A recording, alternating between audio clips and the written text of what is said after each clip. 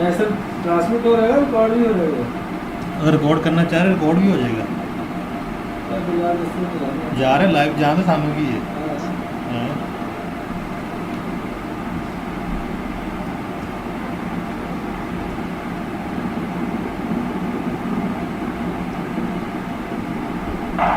ऐसा ट्रांसमिट हो रहेगा, रिकॉर्ड भी हो रहेगा।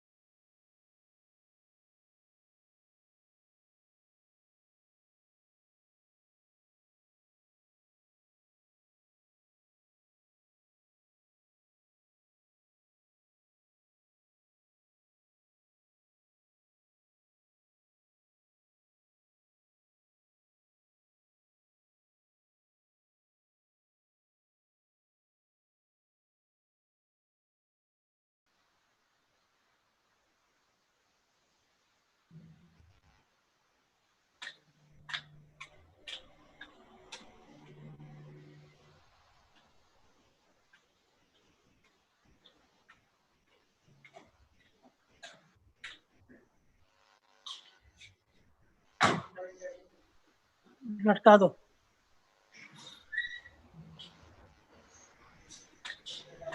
अल्लाह हाफ़िज़।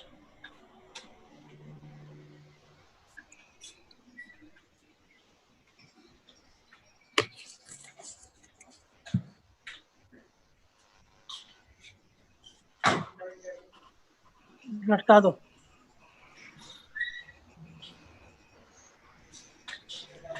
अल्लाह हाफ़िज़।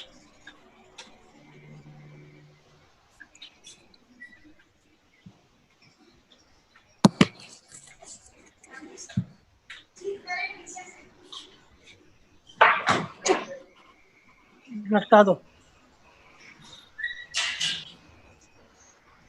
अस्सलाम वालेकुम सर। अल्लाह हाफ़िज़। Ji Ashraf Saab, I'm unmuted. Can you hear me? Yes, I can hear you, of course. Well, I was going to say that all the speakers are here. Okay, we're all set. It's not quite 6 o'clock. लटका If दो। you allow me, we can, there's a few more minutes. Oh, sure. We'll अस्सलाम start वालेकुम at sir. the, अल्लाह हाफ़िज़। Yeah. we'll start at the right time. Ji Ashraf Saab, I'm unmuted. Can you hear me? Yes, I can hear you, of course. I'm muting myself. Well, I was going to say that all the speakers are here. Okay, we're all set. It's not quite 6 o'clock. लटका If दो। you allow me, we can, there's a few more minutes. Oh, sure. We'll अस्सलाम start वालेकुम at sir. the, अल्लाह हाफ़िज़। Yeah. we'll start at the right time. Ji Ashraf Saab, I'm unmuted. Can you hear me? Yes, I can hear you, of course. I'm muting myself. Well, I was going to say that all the speakers are here. Okay, we're all set. It's not quite 6 o'clock. लटका If दो। you allow me, we can, there's a few more minutes. Oh, sure. We'll अस्सलाम start वालेकुम at sir. the, अल्लाह हाफ़िज़। Yeah. we'll start at the right time. Ji Ashraf Saab, I'm unmuted.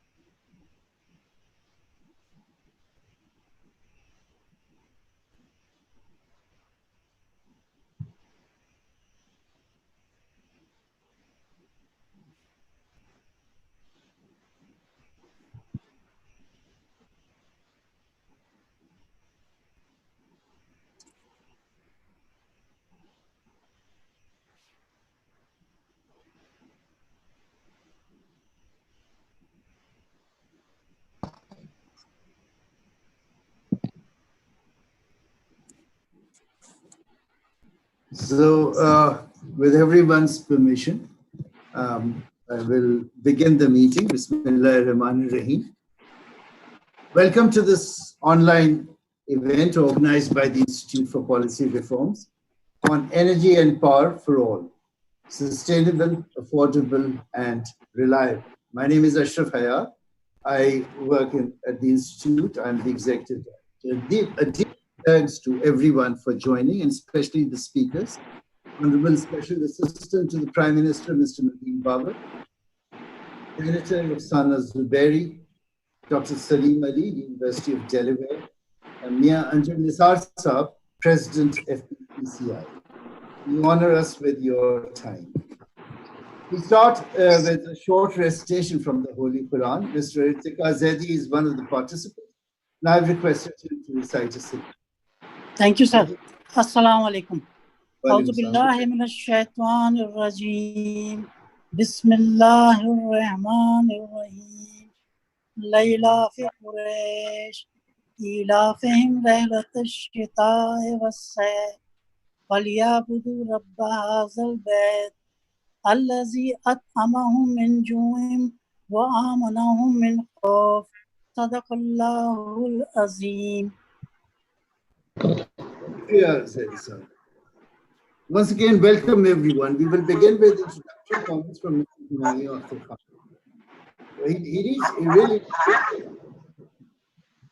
He really needs no introduction. He has decades of public service experience. He's also CEO and chairperson of this institute, the Institute for Policy Reforms. And as most of us know, he was Pakistan's Congress Minister in 2002 to 2007. Before that, he was Chairman BOI and State Minister for Investment. I request everyone who's not actively speaking to mute themselves because there's a lot of background noise somewhere. In 4 general elections, Mr. Khan was elected to the country's National Assembly. He's the spirit behind it, which is an expression of his belief in making public policy work for all and in strengthening public institutions. Humayun Saab, I request him for his welcome comments and for introducing today's topic. Go ahead, sir. Thank you, Ashraf Saab. And welcome and thank you everyone for joining this online meeting, Energy and Power for All. I especially thank these speakers for sparing time to share ideas and knowledge on a subject that affects us deeply. It should be no surprise about why IPR chose to hold this discussion. Availability of reliable energy and affordable power is critical for businesses to flourish and citizens to thrive. It is an urgent and vital area for the country to reform if Pakistan is to emerge out of its perennial economic challenges. Though power supply has improved in recent years, Pakistan has a long way to go. It still does not offer reliable and affordable power to its firms or its people. Successive governments have promised to reform this area, but not with much success. According to the World Bank, Pakistan's power supply is one of the most unreliable in the world. In the World Economic Forum's Competitiveness Report 2019, Pakistan ranks 111th of 141 countries in access to electricity and 99th in quality of supply. About 1/3 of our people have no access to power.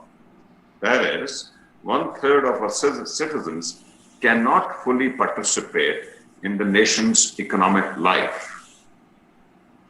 Our speakers know best that there are many areas that need reforms at all stages of the power supply chain. It begins with the challenge of competing demand for gas, followed by the need for efficiency in power generation. Transmission and distribution loss of both power and gas are high. Conservation is not yet a priority. With regard to energy sources, thermal is the main source of power generation, with increase in reliance on imported coal and RLNG. Domestic production of gas has not grown for several years. I understand that government is working on policies and incentives to enhance production. This should have happened several years ago. There are market reports that the glut in oil stock would likely clear in the coming weeks. And so prices are expected to increase, which will put added strain on Pakistan's external account. Despite some correction in generation costs through use of imported RLNG and coal, high energy input price has caused instability in the power supply chain. Liberal incentives for private producers have added to generation costs, and high revenue losses at the retail end have also contributed to making the sector unsustainable. Resultantly, government pays subsidy to keep in check further price increase, but when that gets delayed, it sets in motion a whole chain of unpaid bills. The result is underutilized capacity and power outages. This is a complex matter. Power tariff increase have not always worked. We do not see growth in revenue commensurate with increase in tariff. Years of underinvestment in transmission capacity too is a limiting factor in reliable power supply. Similar constraints exist at the distribution stage. The World Bank considers South Asia and Sub-Saharan Africa as in duration and frequency of power breakdowns. Within South Asia, unfortunately, Pakistan is the worst performer, % of the GDP. This does not include effect of environmental degradation. Unreliable power has disrupted business operations, and according to a survey, has forced hundreds of factories to downsize or shut down. Overall, more than 3/4 of firms identify electricity as a major constraint. SMEs have suffered the most. Lack of power affects citizen welfare. Studies show that households connected to the grid have a host of secondary benefits. They have higher incomes with better education outcomes and women employment rates. Pakistan has high levels of air pollution. Fossil fuel-based power is an important source, as is higher vehicular emissions. We all know about the urban smog or high ground level of ozone that builds up in winter months. Our energy consumption patterns have also caused greenhouse emissions. Government has planned to increase alternate renewable energy as a source of power. So far, it is about 6% of total. Growth in hydroelectricity is encumbered by capital cost and technical challenges of higher altitudes. Most of these problems are well known, and we as citizens and consumers are familiar with their effect through high prices, load shedding, and the air we breathe. But they are complex issues and cannot be resolved quickly. I know that government has the team in place to address them comprehensively. We look forward to being better informed about government strategy from SAPM, Mr. Nadeem Baba. We also look forward to the comments of Senator Zubairi about her experience with alternate energy and the views of business through the presence of President FPCCI, Mia Anjum Nassab. Renowned expert Dr. Salim Ali will talk about energy and environment. Once again, thank you for being with us. Over to you, Ashraf Saab. Right, thank you, sir. That was a good overview of the topic today, and if it points to anything, it's the need for government to focus on the real economy and the looming, and for us, all of us, to be aware of the looming challenge of climate change. It's now a special pleasure for me to welcome Mr. Nadeem Baba, Minister of State and Special Assistant to the Prime Minister on Energy. Mr. Baba has a distinguished career in public service and as a corporate executive. In both roles, his achievements are too many to be recounted. Before becoming SAPM, he was member of the Prime Minister's Advisory Committee on Power Sector Reforms, I should have said, and also chairman Punjab Power Development Board. He held several other such responsibilities.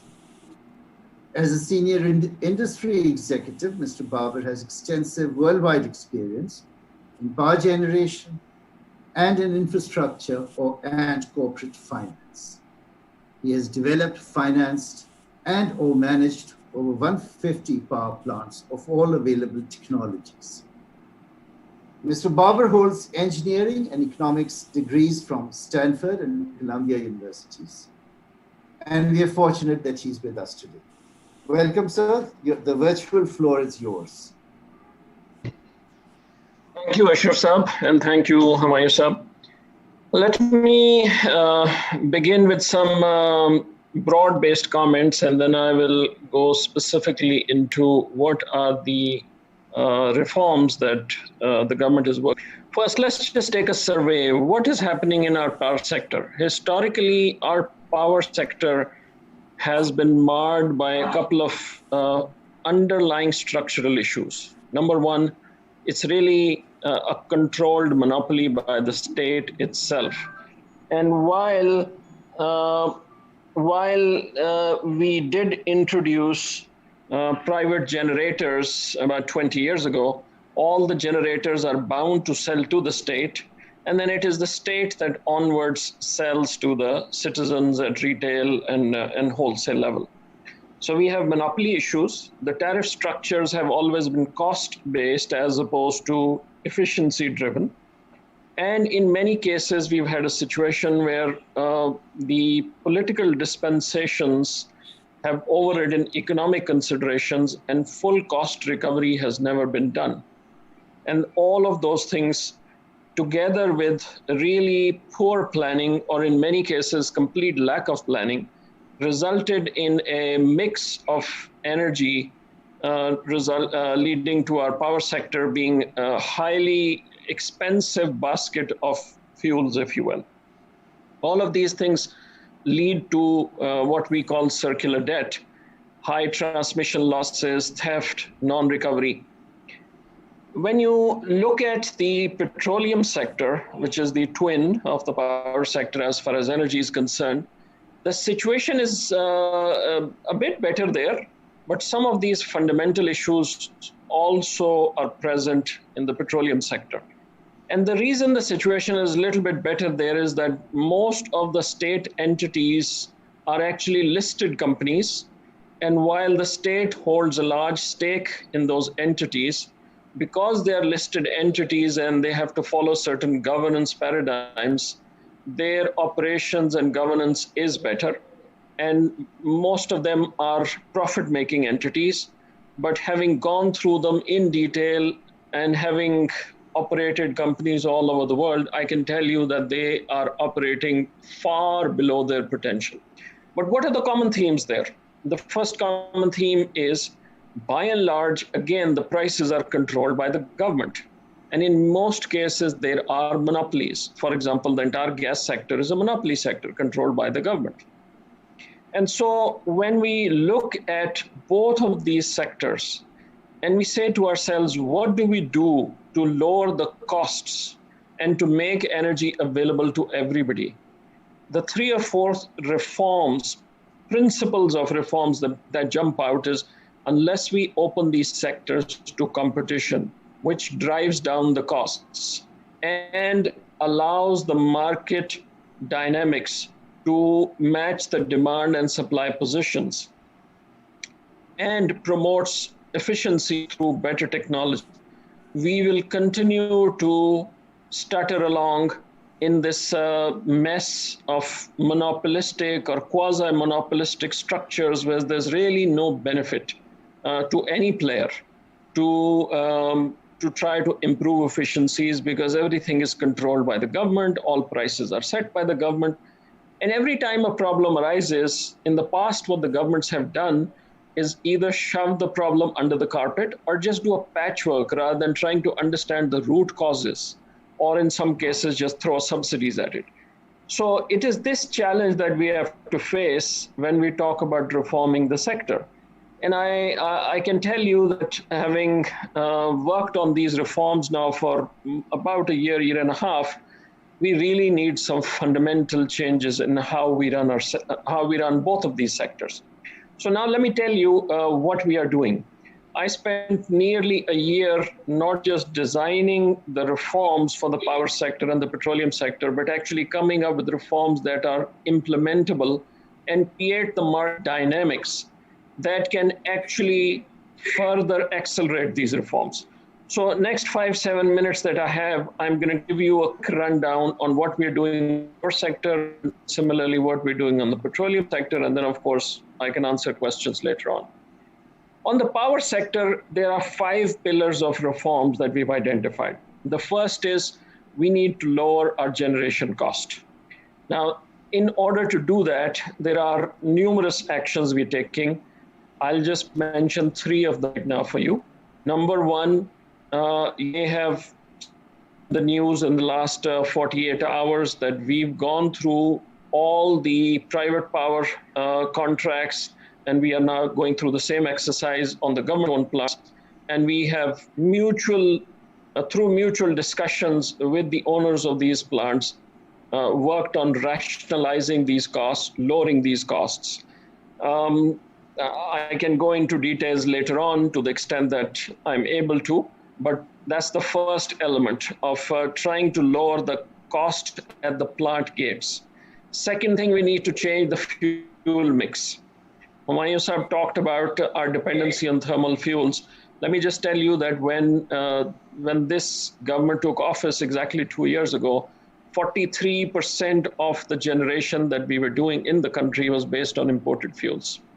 Now, when you do that, you are subject to exchange risks. As the exchange rate moved from 120 all the way to 167, practically the cost of that power went up almost 30-35%, completely external reasons, nothing to do with the power sector itself. So we need to improve our fuel mix and increase our dependency on local fuels. What we have set in motion in the way of new renewable energy policy, new hydel projects that we're working on, and further opening up of Tharcoal, our target is that by 2025, we will be looking at 65 to 70% domestic sources, domestic primary sources of energy converting to electricity, and allowing to be clean energy, which is going to be renewables and hydels. The third element is that we still have a lot of old government plants which are highly inefficient. So we're going to shut those down to lower our generation costs. So that's the first pillar. Second pillar is we really need to do massive surgery on our distribution and transmission system. We lose almost 230 to 240 billion rupees in the distribution and transmission system per year in terms of non-recovery, leakages, thefts. What is the solution? Well, the solution is establishing the writ of the state in far out areas, improving governance, and using technology. But fundamentally, what we need to do is we need to privatize, provincialize, lease out wherever we can, and essentially get the state out of running the business of distribution of electricity to the extent possible. The third pillar that we are working on is really the overall operation of the sector, where to date, the situation has been that the ministry is actually directly controlling all these entities, the about roughly 10 distribution companies, the generation plants, the transmission company. All of those have been directly controlled by the ministry in Islamabad. We need to get out of that model. We need to have professional managers. We need to have professional boards. We need to have performance indicators. So really the entire governance paradigm of how this sector has been run in the past, that is in the process of change right now. The fourth area of reforms that we are working on is the regulatory reform. And the regulatory reform really means that we need to create an open trading environment where electricity, from being a monopoly service, actually becomes a traded commodity. More than 50 countries do that. They have moved into that mode in the last 20 years. I personally have done that in 3 countries. There's no reason we can't do that here.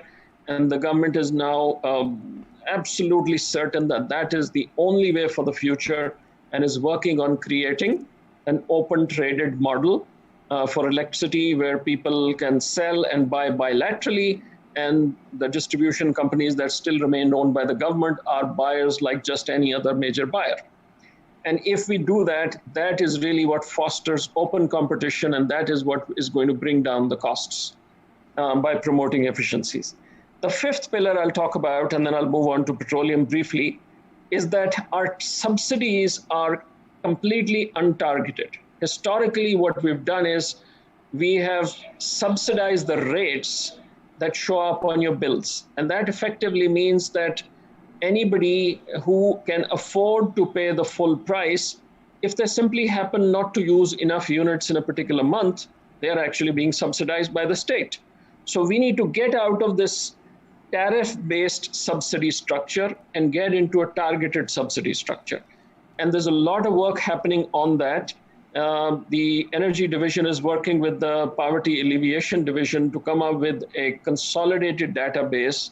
We have the SAS program database right now. We are merging that with the utility databases, and we will hopefully within 1 year be in a position to target the subsidies to the people who actually need it, to adjusting the subsidies in the tariff, thereby making anybody eligible for that subsidy if they just happen to use a lesser quantity of energy in any particular month. When I explained all this in a small group headed by the Prime Minister, I gave the example that I have a large house in Lahore, and for about 6 months in the year, my gas bill, because the gas is used only for cooking, is 220 rupees. And that is a crime. We have a large segment of population that needs to pay the full cost of gas. Just to give you a sense of the subsidy built into the gas pricing system, is that about 90% of our domestic users in the country are given some amount of subsidy.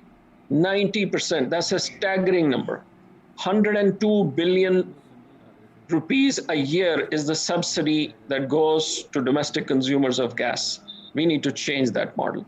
So with that, that's a nice segue for me to move into the petroleum sector. I'll just try to wrap that up in 4 to 5 minutes max. I know I'm probably already over time, but just to give you an overall broad perspective.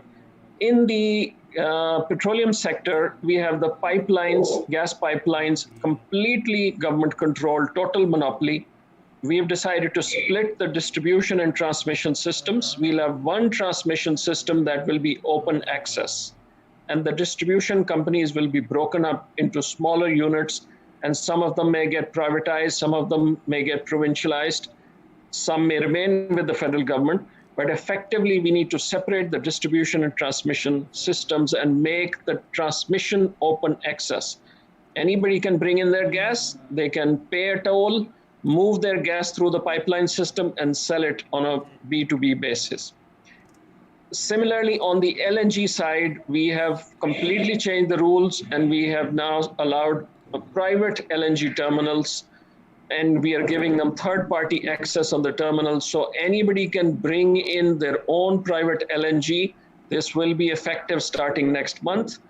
Anybody can bring in their private LNG, you pay a toll and move it through the pipelines and sell it to whoever they wish.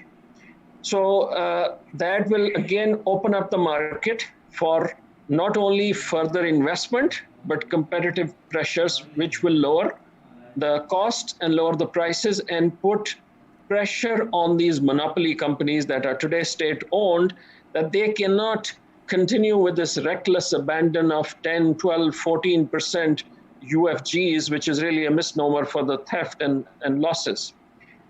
The third sector on the petroleum side is the oil refineries and the midstream and downstream sector.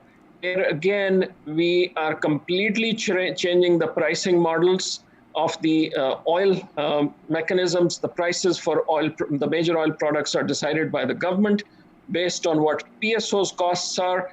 there's absolutely no reason why that should continue. So last week we got approval from the cabinet. We are moving away from PSO, essentially setting the prices for the whole market to put some competitive pressure on them.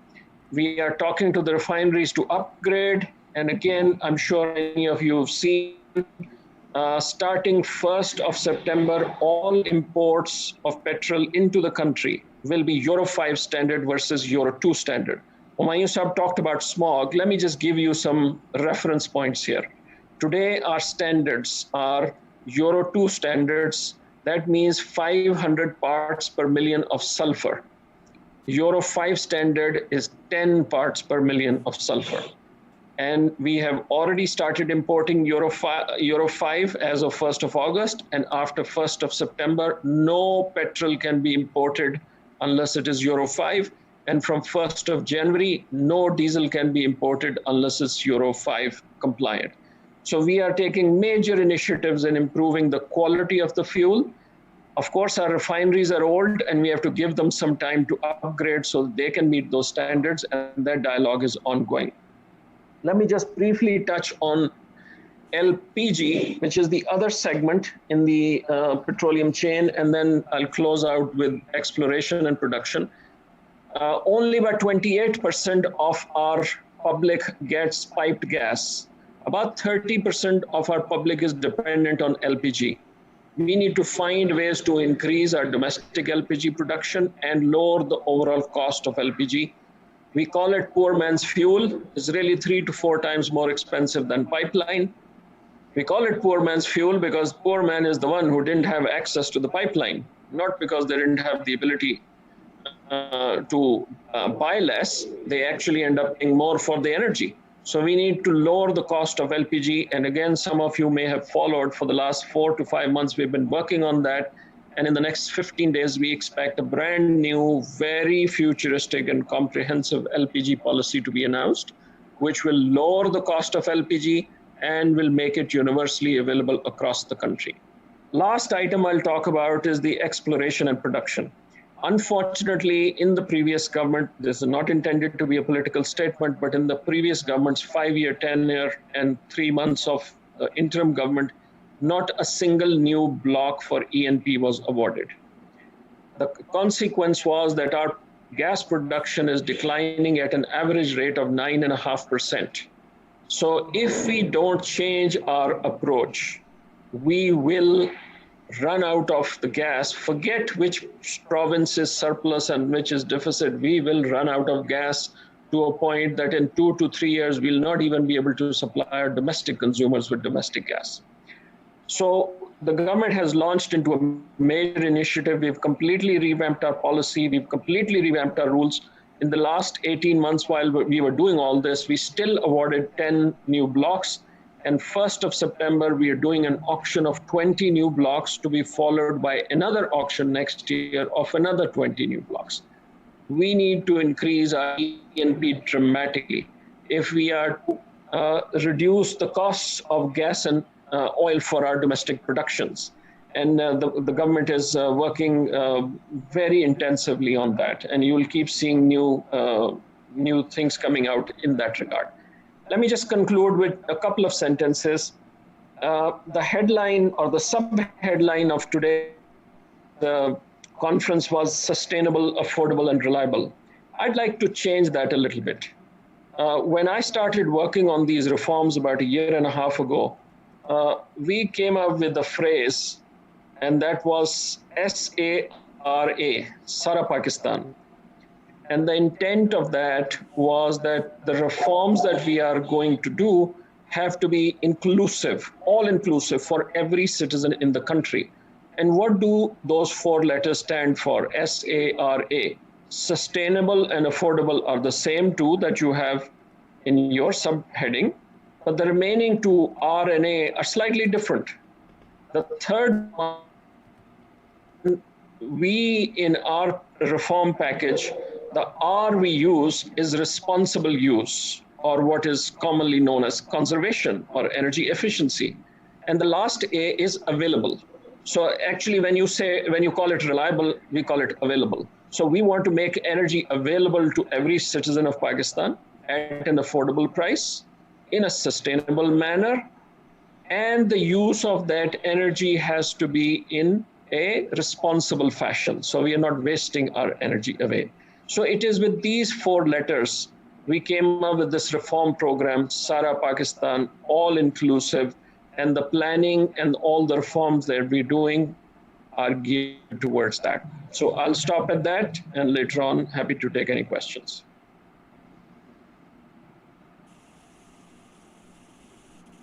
Thank you very much, sir. That was a very impressive and a very complete overview of government's program in the coming years. And I can see that it is based on building more efficiencies into the system. The next speaker is Senator Rukhsana Zubairi. Senator Saba combines an accomplished political career with professional achievements. Twice she has been elected to the Senate of Pakistan, and before that, she was member of the Sindh Assembly. She's a mechanical engineer by profession and known for her keen efforts to popularize energy efficiency and conservation in the country. As chairperson, Pakistan Engineering Council and founder chairperson, Women in Energy, she initiated installation of on-grid and off-grid solar systems in major public buildings in Pakistan. In addition to Women in Energy, she's been convener SARC Women in Energy Working Group and member President's Task Force on Alternate Energy Options. She's also been member of the boards of the Hydrocarbon Development Institute and the National University of Science and Technology, and has spent years in practical application of evolving ideas and technologies in the energy sector. I welcome Senator Rukhsana Zubairi. Go ahead, Senator. Thank you very much. Assalamu alaikum. A very enlightening presentation by Mr. Nadeem Babar. However, I would like to add, he has talked about renewable energy policy reforms, and the focus has to be on renewable energy, which is available in abundance, and we have to make use of it to make it. It is very cost effective, so it is no more an expensive thing. We know that we have hydraulic energy. We have solar energy is also not a new technology, because when the first time a human being went to the moon, this was the energy which was used. But at that time, it was very expensive. Now it is affordable. When I took charge of Engineering Council, my first step was to convert Engineering Council building into an energy efficient building. And for that, we had energy audit, we had to remove some of the walls, we have to have sunlight coming in. And then JICA was seeing that Engineering Council is making the standards and specifications and all that. So they came to us and said, we have selected 54 countries for a solar project. We had certain amount available. And they said that we can sponsor and we can give you this project. And at that time, we had two first on-grid solar systems. So one is in front of Thoda sa Nadla se, when you go towards NAB office, it's just opposite that on the main road. You see panels. And the second one is at Planning Commission. Now, my concern is that it was 2005 when we started, and we had that. And that is a solution. Today, Pakistan Engineering Council comfortably is on solar power. Okay? And Pakistan Engineering Council is also initiator of smart grid. Today, we know that several thousand organizations have been given a license to to function, to get the solar net metering connected to their system. With the limitation of fixing it, limiting it only for 3-phase connections and not on the 1-phase connection. So that is a limitation. Why I'm saying this is that a long time has passed by, and I don't see much initiatives on putting up solar. As Nadeem Saab has said, that LPG is coming up with a policy on LPG. अभी जो हमारी what energy renewable policy we had, there was a revision on that policy, and we lost about 2 years in revising the new renewable energy policy, which had to add a couple of other renewable energies in addition to hydro and solar and all that. So when we compared the two policies, there was hardly a difference of 2%. So my submission is that work should go on, things should move, and not, because a new policy means it had to go to the cabinet, it had to be approved by them, and then it took a lot of time. And very recently, as of today, I don't have the update, but last time in our standing committee meeting, we were told that it is at the final stages of acceptance or approval. Now, LPG is the answer to far-flung areas and even to the cities. We have put a lot of money in the underground piping, and this money is a waste because there is no integrated planning being followed. It's like one person thinks that his constituency should have a certain facility. He influences or she influences the relevant quarters and get funding for that, and that is approved. And as a result, if you see the people being benefited by the project, and as compared to the money being spent on that project, there is no comparison, and you don't justify it. Second thing is the first thing any government, including the new government, should have done is concentrate on energy efficiency, concentrate on energy conservation. Even today, if you go even to the government buildings, you see the power-hungry halogen and incandescent lamps. And government is a big consumer of energy. And this could have easily been lowered by having the LEDs, by having a specification and a strict adherence to that for getting energy efficient appliances. Even our domestic appliances, which we are locally making, they are taking more energy than what they are delivering. And I realized that recently when I bought an imported, I don't like to buy imported things, but anyway, I bought a kitchen top, imported kitchen top, and it takes 20% of the time to do a certain job, which goes on my conventional oven. So basically, we are not working on standards. In our country, we are taking Ministry of Science and Technology as a, it's not given the real importance it should. I believe that that is the solution for us, that Ministry of Science and Technology and Engineering, they should be given due assignments, they should be given due funding so that they come up with the solutions to the country. So far, losses are concerned, they are exorbitant losses. If you see in your own bill, they are big losses, and those losses have to be cut down.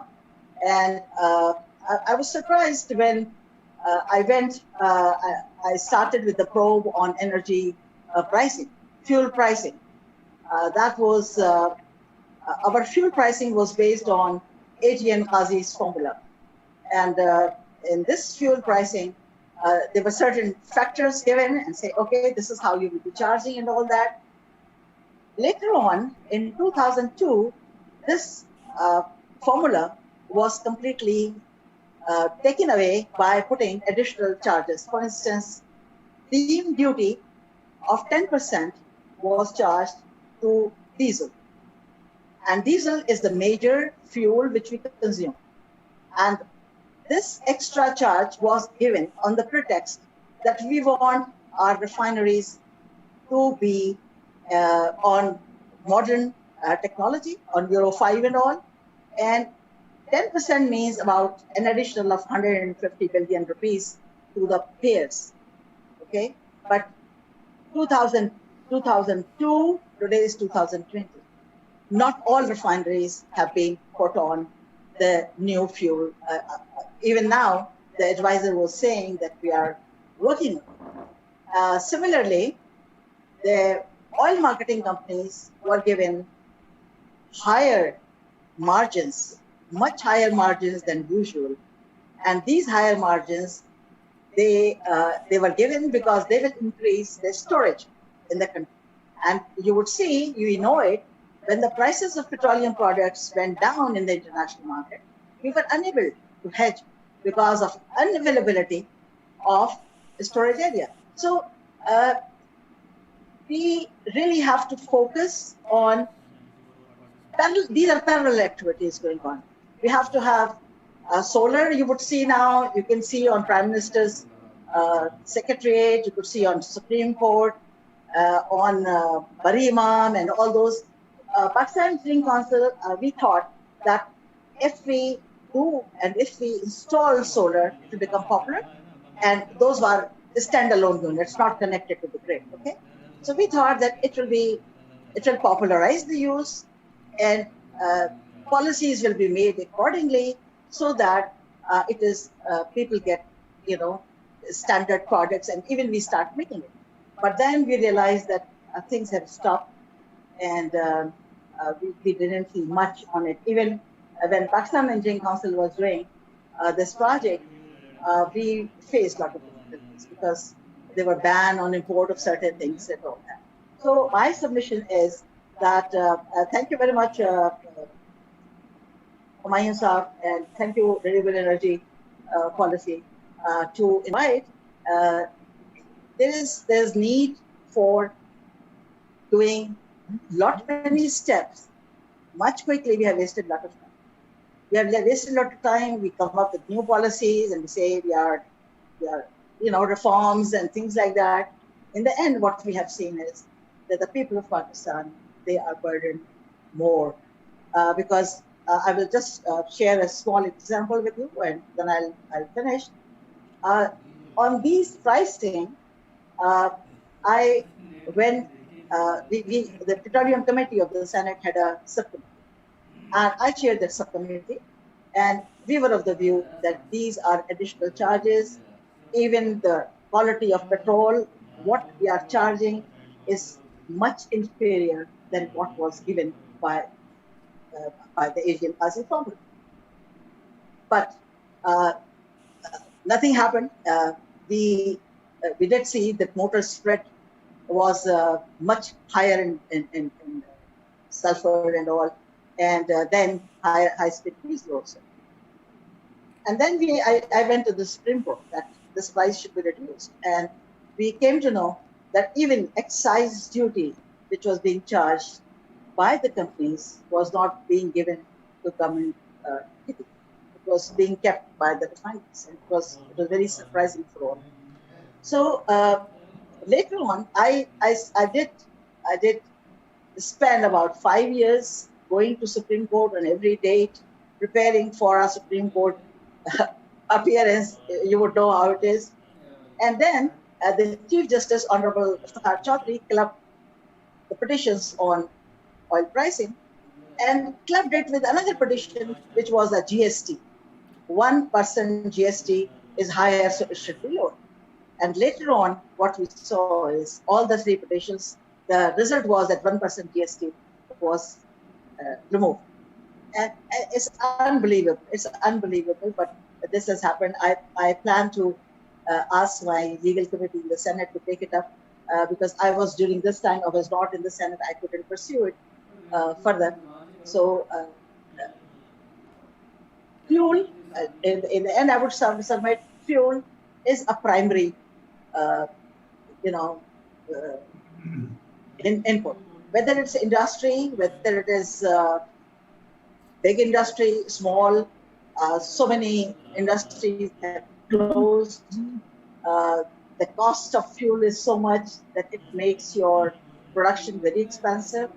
And we need to take all possible measures without losing much time and make life of our people a little better. Thank you. Thank you. Thank you, Senator Saba. I think that was a very earnest and reflective of a career spent striving for improvement in the energy sector. We are a little behind time, so I'll shorten some of the introductions. Next speaker is Mia Anjum Nisar Saab, who's President of the Federation of Pakistan Chamber of Commerce and Industry, and a leading business figure with years of successful experience in the private sector. His major interests in the textile and chemical industries. As a keen advocate of economic growth through private enterprise, Mia Saab has had a long association with Lahore Chamber of Commerce and the Federation of Pakistan Chambers of Commerce and Industry. He's widely recognized as an expert on business, trade, and finance matters. We're very happy to welcome Mia Anjum Nisar Saab. Go ahead, sir. Thank you very much. Assalamu alaikum to everyone. I really thank Mr. Mai Akhtar Khan Saab for having me and all the other speakers. Basically, I'll be talking about the industrial view on the subject. As we all know that the industry is facing a lot of difficulties to survive because of the high cost of energy. If we see Pakistan, if we compare ourselves with the rest of the region, our cost is 15 to 16 cents per kilowatt. If we compare with our region, it ranges between 7 to 9 cents per kilowatt. Basically, the industry is not looking for any subsidy. What we are asking for is we want a level playing field. And we are facing a lot of difficulty to compete, to export, and also to compete with the goods coming from abroad. That's our basic problem. The problem is the IPP complex, and the other major problem is the line losses, the theft, which ranges between 10 to 35% within the country. So, honest, taxpayers are paying this price. And on top of that, all the inefficiencies, what we are having from the supply chain, that is WAPDA or maybe KE, there is line losses, there is theft, there is inefficiencies, there are a lot of trippings. Even the trippings, if in a day, if we just witness 3 or 4 trippings, that also costs a lot. Because just once, if the light goes away, if there is an outrage of light, electricity, and the light comes maybe in the next second, the chain is once stopped. And then in the continuous process, we have a lot of problems. I mean, those are the areas which needs to be taken care of from the, these supply department, that is WAPDA and KE. They should basically monitor, and they should have at least some record that in previous years, if they had 1,000 tripping on a certain feeder, now they have improved the efficiency. Now it has been reduced to 30%, to 40%, to 50%. But that does not cost much. But this is because of the inefficiencies of these departments. Nobody is checking them. Nobody is bothered to check them. And the whole economy is paying these, these cost of inefficiencies. Because by virtue of these efficiencies, what we get, production losses or wastage of what we are producing, that goes high. On one side, the cost is high, and on the other side, these efficiencies. We all know that there are 10 discos in Pakistan, and the electricity line losses are between 10 to 35%. Who's going to take care of these things? I mean, we have been listening, and we know this whole story from the past many years. Government does not seem to be bothered. They don't understand how we can maintain the efficiency. How today, there's no rocket science to produce anything. The rocket science is efficiency. This is the demand of today's world, and that's what we are lacking. Yesterday, there was a dispute between some coal shipping agents, shipping terminal, and some importers.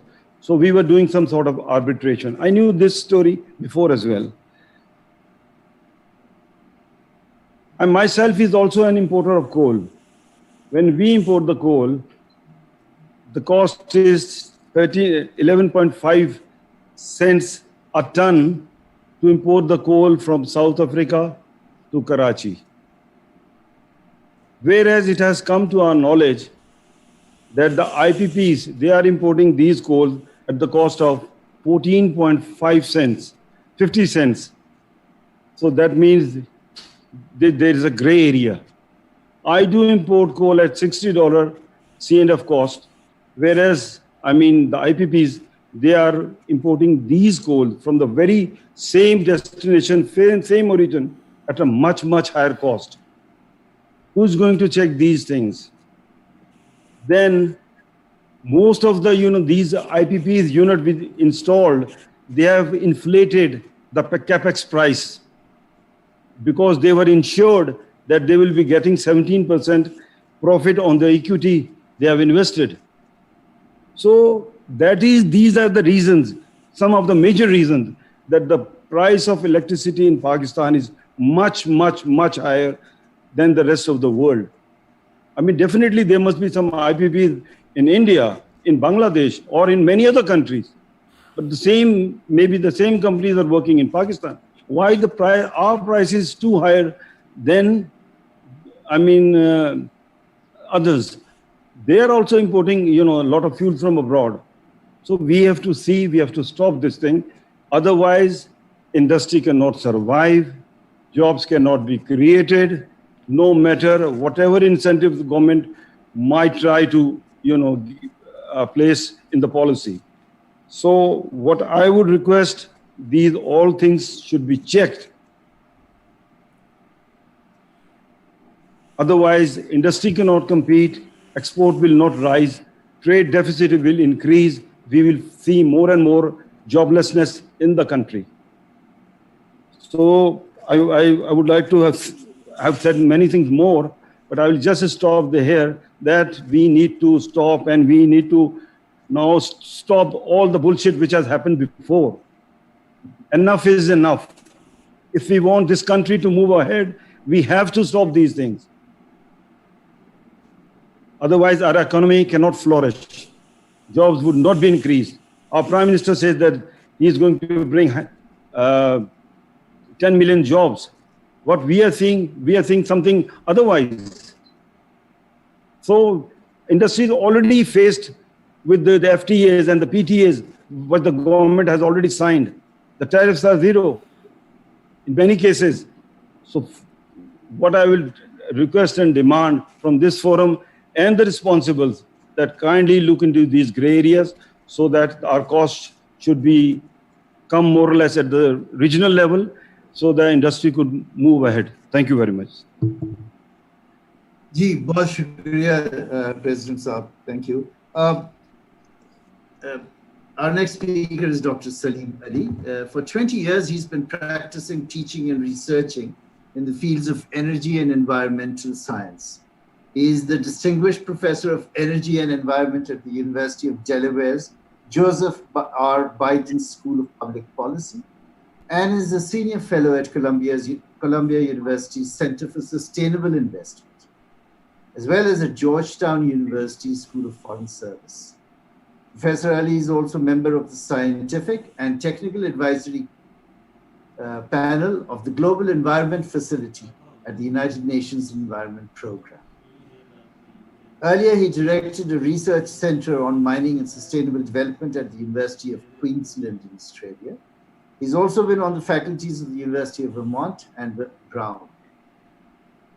Salim Ali has also worked in the corporate sector, having been part of General Electric's Technical Leadership Program. He's written or co-authored 4 books on various aspects of sustainable development policy. Dr. Salim Ali studied chemistry and environmental sciences at Tufts, Yale, and MIT. From MIT, he earned a doctorate. We look forward to a specially informed discussion on climate change and sustainable policies. Thank you for being with us, Dr. Saab. Please go ahead. Thank you very much, Mr. Hayat, and also Mrs. Hayat for organizing this event. Thank you to Mr. Humayun Khan. It's a pleasure to connect with my homeland. I approach the topic with humility. Those of us who are in the diaspora have to be very conscious that we are removed from the scene. Though I did try to do my homework to make sure I'm aware of the latest developments. I did read the recent report on alternative renewable energy, as well as the NEPRA State of the Industry report. This diagram, which I have behind me in my Zoom screen, is from one of those reports. And it was very heartening to see that there is a highly developed institutional structure around energy planning in Pakistan. Though I might note that on this diagram, for some reason, one of the organizations that I think is particularly important, the National Energy Efficiency and Conservation Authority, was not mentioned, and I think it's a particularly important entity. I'd also like to acknowledge the managing director of that entity, Dr. Sardar Muazzam, who is actually a distinguished alumnus of the University of Delaware, where he did his PhD. He gave me a quick update as well on some of the efforts there. So just a few points, because we are a bit over time and I'd love to hear questions and have more discussion. I'll just bring out a few points which I think we should pay attention to. One of the issues is that, we need a systems approach to looking at energy from the point of view of both the what we call energy density, as well as the level of efficiency, not just of the efficiency of the operating system, but the efficiency of where we can get the resources most effectively. Now, this is where it becomes very politically tenuous, because there is the conversation around energy security, which Babar Saab very admirably mentioned, that there is an interest which the government has to have more self-reliance, so that we are not dependent on external sources for energy. But what we do have to realize is that sometimes when we're trying to do that, we end up with more inefficiency, because we are dependent on the natural resource endowment that we are given geologically.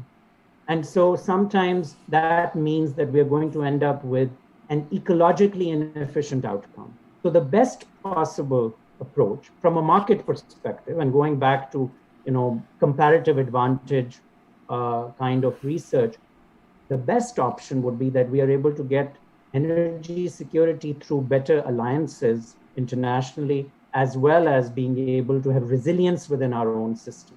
So I think that should be the way in which we approach our energy planning, that we don't just focus on energy security domestically, but that we do build better international relations so that we can get more ecologically efficient resource usage.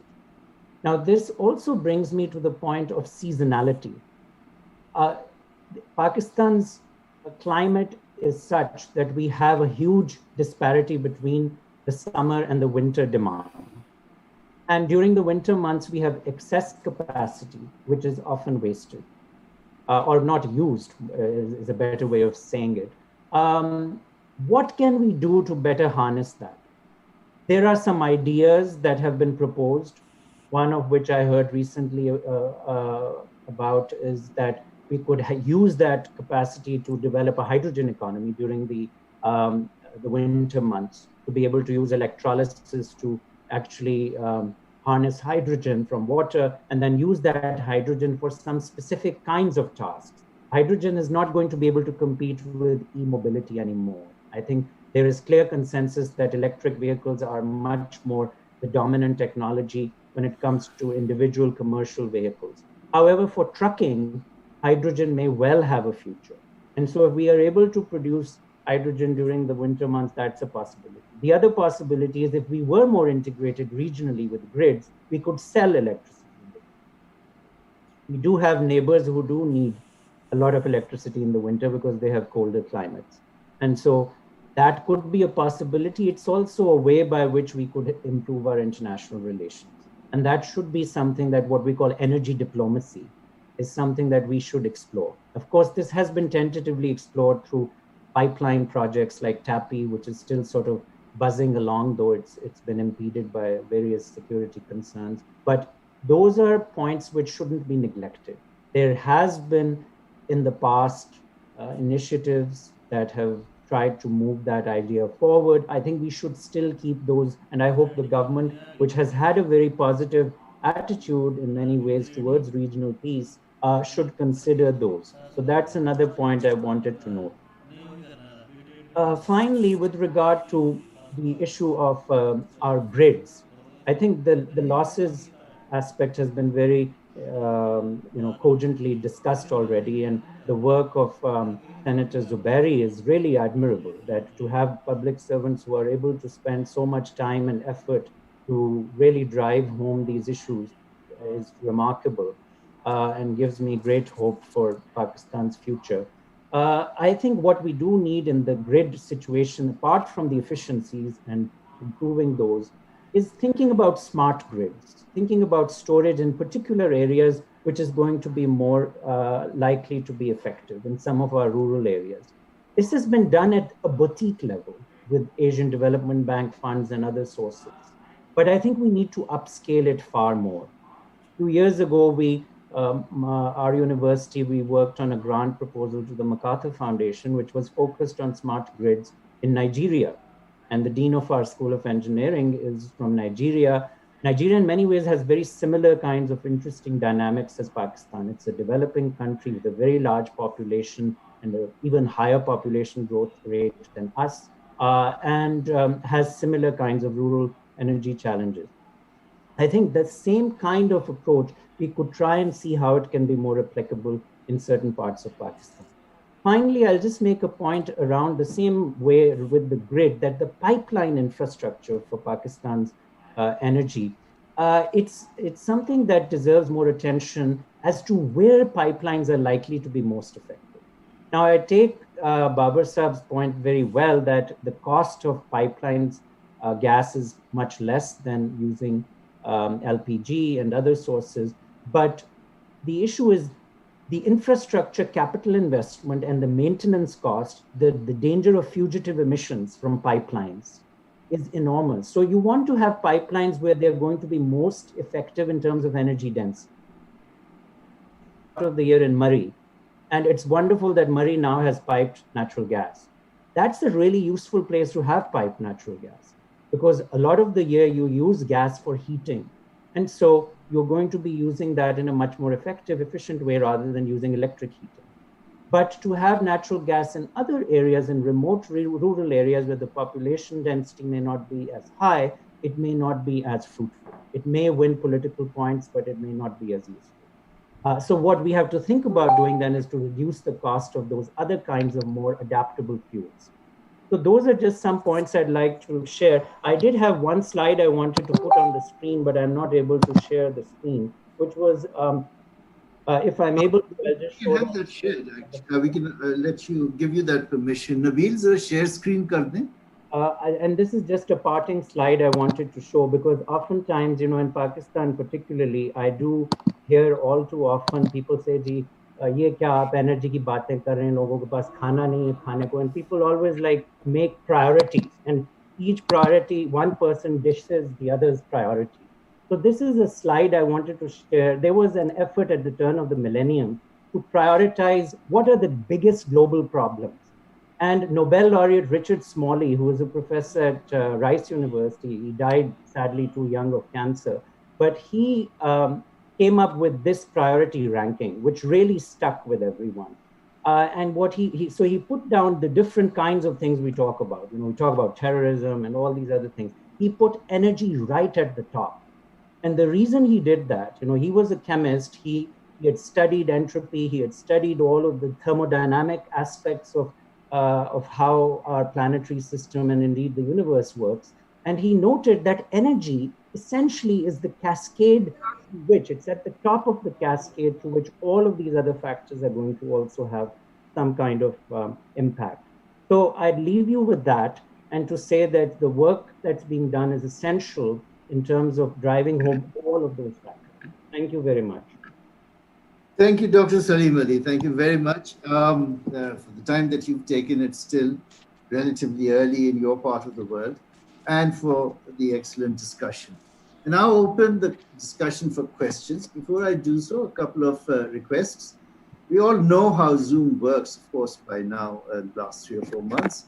But in case you don't, please do raise your hand. And the way to do that is you go to if you scroll down, you click on the participants tab, and you will see either a panel open to the right or a box pop up, and there's a raise hand icon there. So although some of you have texted me that you want to ask a question, but I do request you to raise your hand. The other thing is that we do have a lot of interest, as I can see from WhatsApp messages that I've received. So my request is to be short and so that we can accommodate as many people as possible. And also to identify the speaker whom you have addressed your question to. Thank you. I'll go to Ali Habib first. Yes, Ambassador, I see you, but Ali Habib.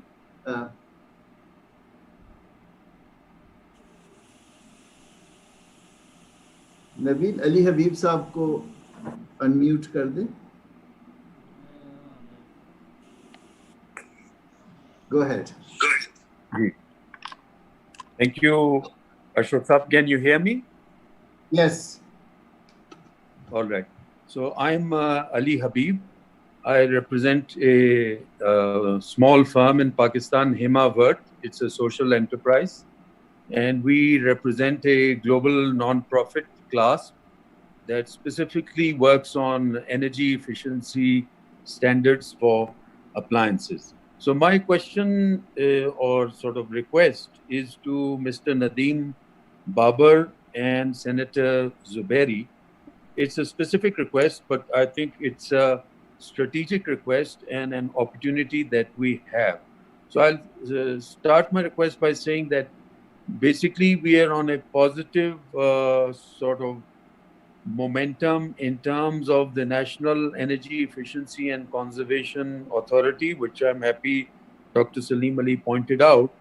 Our firm works with them. We've worked for the last couple of years and helped set labeling standards for electric fans, for electric motors, and in future we're planning to help them with gas water heaters. The request is that there are a couple of individuals who are strong professionals putting in an excellent effort, but unless the political leadership, and that's why I talked to Mr. Babar and Senator Zubairi, you have to protect these people in a political manner, because there are many complications that you have to hold the bull by the horns.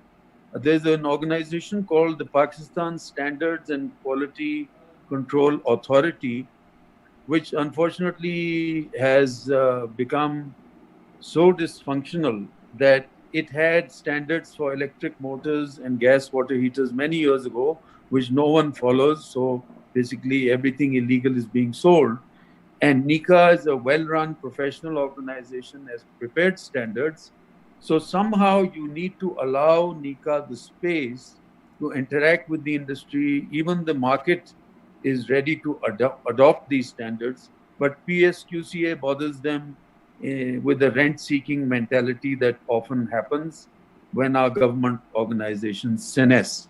So that is my request and question. How can you help NICA hold off all the wolves in the other dysfunctional government departments?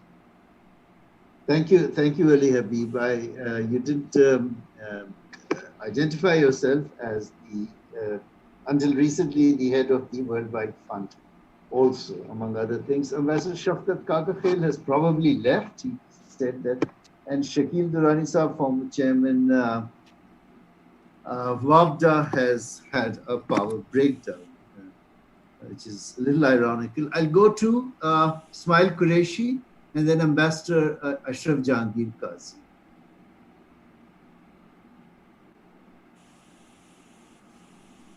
Ismail Qureshi. Can you hear me? Yes, please. Okay, thank you. My question is for both Mr. Nadeem Babar and Senator Zuberi. I must say, it's an impressive proposed reform framework. It's both ambitious and long-term. I know Mr. Babar, he has been involved in this sector for very long. Mashallah, has a lot of experience, and we value that very much, especially that he has good understanding of both the private and the public sector. Now, my two brief comments or questions, as you think. One of the major challenges in the public policy making is to ensure buy-in from the major stakeholders or the stakeholders and the continuity of the policy. I would like to hear from both. What are their thoughts about that, this issue, particularly which belongs to the political economy and given our political polarization. So how best can they handle that? Because I'm sure there are going to be lots of pushbacks and challenges. Second question regard Karachi Electric. Now, I think this is a classic case of elite capture. Both previous and the present government seem somewhat reticent to take on the KE to accept their obligations to, and the poor consumers are the one who are suffering. So I would like to hear from both what are the things in their mind to handle and address this issue. Thank you, Ismail. Good question there. Ambassador Ashraf Jahangir Qazi. Go ahead, sir. Nabil, मेरे ख्याल में Ambassador साहब का login HP है. Yeah, he's unmuted. I've unmuted myself. Can you hear me? Yes, yes, sir. All right. First of all, I'd like to congratulate the chairman and Director General Ashraf, my hamnam and good friend, over this truly excellent occasion in which we've had extremely informed expert analysis and presentations, which are a great benefit to us all in understanding a very important subject. I would beg your indulgence to allow me 2 minutes or so to make a few comments contextualizing the energy picture within our climate change commitments. As was said by Professor Saib, that energy is top of the list, and I wouldn't dare seek to amend what a Nobel laureate would say, but I would say that energy needs to be seen now, increasingly now, in the context of climate change. And so you'll forgive me if my presentation sort of proceeds along those lines. I hope it'll just be 2 minutes.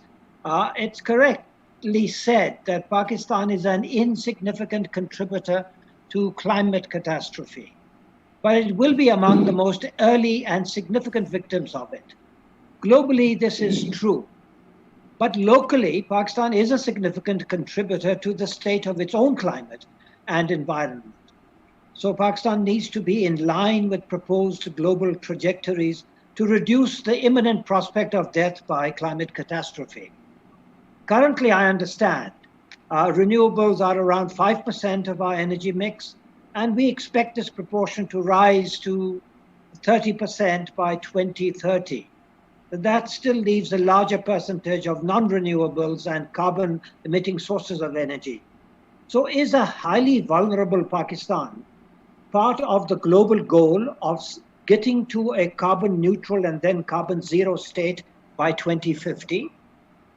If this hugely ambitious target is not met, I understand climate change will enter into an irreversible adaptation phase in an ever-warming planet with its indescribable and lethal consequences. A global Green New Deal is regarded by a scientific consensus as the only way to even begin to meet this challenge. So is our targeted energy mix part of a Pakistan Green New Deal commitment, which is a much larger project than tree plantation, etc., which is of course part of it? A PGND, Pakistan Green New Deal, would need to be a national transformation project, which would require transformation in national priorities and allocation of national resources. It is essentially a political project for national survival. Are our governance, security, economic, social, interprovincial, energy, budgetary, educational, public information, and external policies aligned with such a national survival imperative? Given the immediacy and uncertainty of the COVID-19 pandemic, the short-term nature of our decision-making, and the quality of our national politics, can we make this unprecedented challenge the overarching focus and priority of our national policy? Specifically, can the timelines for our alternate and renewable energy policy be significantly brought forward to meet the requirements of a Pakistan Green New Deal? Thank you. Thank you, sir. Thank you very much. Now you want Nadeem Babar Saab to respond to that, or Salim Ali Saab? Okay, he's muted you. I don't know. Now, whoever wants to. All right, sir. Thank you. Nabil, ab iske baad, Shahnawaz, I'm trying to go according to the order in which I saw the raised hands. So, Shahnawaz, Rahmatullah Javed, इनको अभी unmute कर दूं. उसके बाद फिर मैं आपको बताता हूँ. Assalamualaikum, sir. Can you hear me, sir? Yes, I can. Yes, please go ahead. Thank you, sir. So my question is regarding, let me introduce myself, sir. I'm Shahnawaz. I'm working for ENP sector in upstream sector of Pakistan. My question with Nadeem Babar Saab is regarding offshore exploration in Pakistan. Since we used to have bidding process in offshore and award these blocks to companies, different companies, whosoever wins. But we see the progress in offshore blocks is not that we expect companies to do. So my suggestion is that we must award contracts in shape of what you say consortium, like Azerbaijan has awarded its offshore blocks to the companies. It's comprises of so many companies, and they are working with their zeal and dedication. So my suggestion will be the awards will be on consortium, and they must be very responsible and time accountable, so that they may give us result. Thank you for that. Thank you, Shahnawaz. Rahmatullah Javed sir, please go ahead, sir.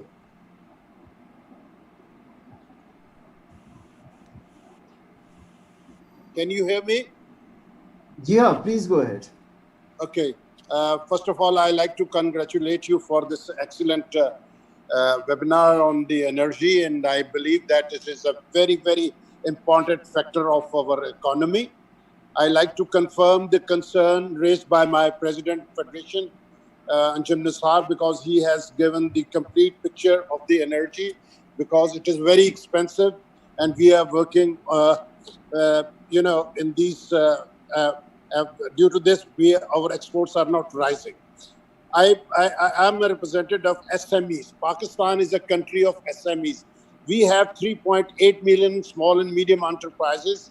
And I believe to understand, due to the quantity of these enterprises, our share in the export is much more than like 45%.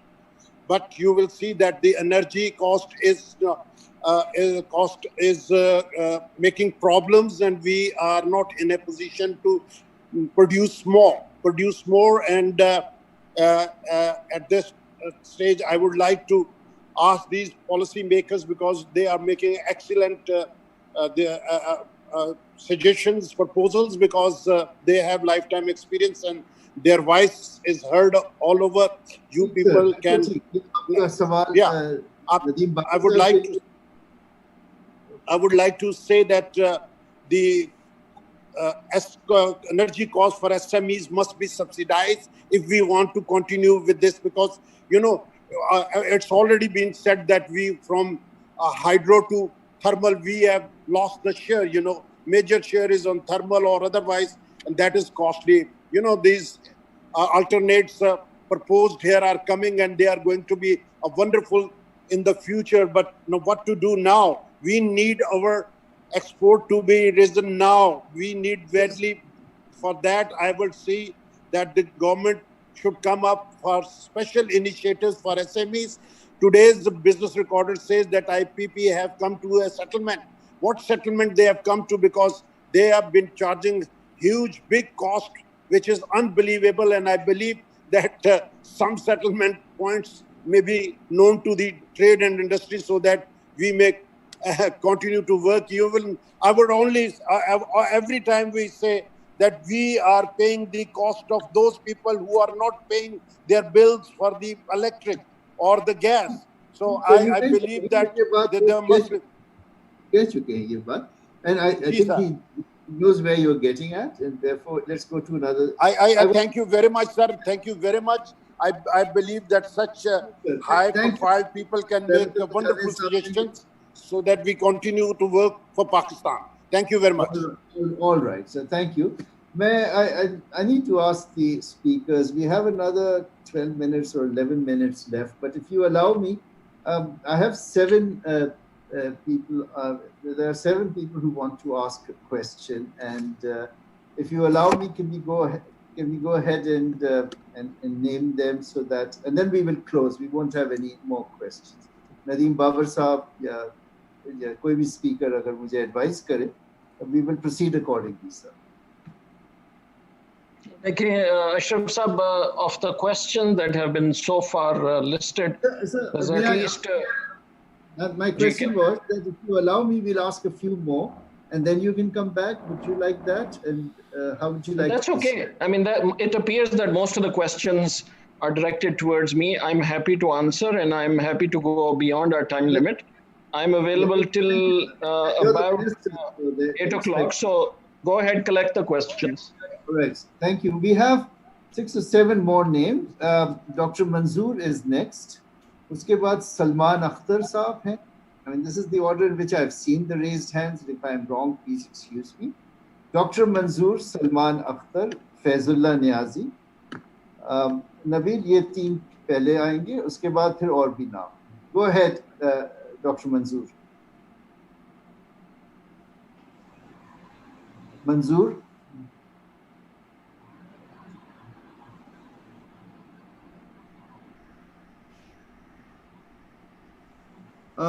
Faizullah Niazi ka kar dein. Sorry, Salman Akhtar ka kar dein. Has he left? Yeah, he's there. Salman Akhtar Saab ka kar dein. I think I've been unmuted now. Can I go ahead? Yes, okay. There are two quick questions. One about K Electric, which Ismail Niazi also raised. You see, we have had Shanghai Electric running after government of Pakistan, trying to put in about $10 billion. And they've been doing this from 2016. And why don't we, first we don't get any investment, and somebody's going to put investment, and we are just putting them, sending them from one ministry to another. It's been 4 years. That's my first question. My second question is that at this moment, LNG is extremely, extremely cheap, and we have spare capacity to process in our second terminal. And the private sector, fertilizer plants, this at the CNG Association, Housing Society, they are keen to get it, but we don't allow them access to that second terminal. We could really get cheap energy and meet our needs. And these are two questions. Thank you. Thank you, Manzoor. Very good. Salman Akhtar Saab. Ji, thank you. Two questions for Nadeem. This is regarding the discos and the reforms you're talking about over there.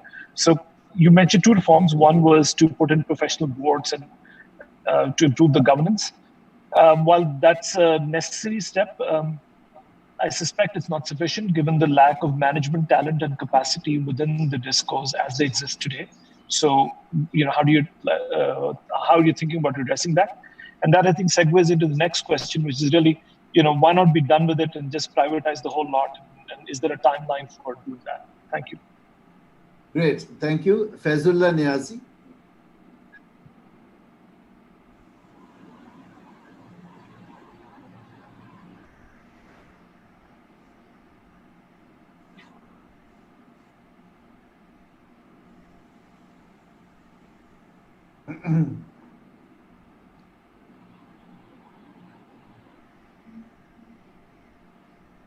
Sabri Saab, I see. मैं आपके पास हूँ. Faizullah Niazi.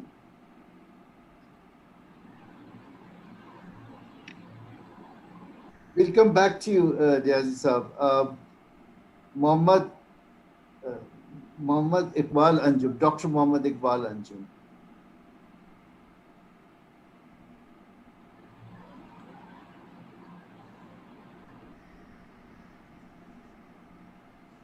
Nabeel नीचे हैं, यहाँ दिख रहे हैं. Hello. Can you hear me? Yes, Hello? I can. Yes, go ahead. Yes. Sir, I have one question regarding policy planning and management and continuity and consistency in the policy of the government of Pakistan and sustainability issues in project management at different level in the realm of project management. So there are various issues in energy sector from policy level to implementation and from recovery of the bills and to the outages and transmission line. And there should be some sort of monitoring, effective monitoring and monitoring level and evaluation at government level, and other stakeholders also should have some sort of coordination for better results and better outcome for the consumer purposes. Thank you so much. Good. They're doing it, but let's see. Dr. M. Iqbal Anjum. Yes, thank you. My question is addressed to Babar Nadeem Sahab, and that is in the context of emphasis of the government on CPAC program, and CPAC is allowed to be investing in Pakistan in the coal-powered, electricity plants.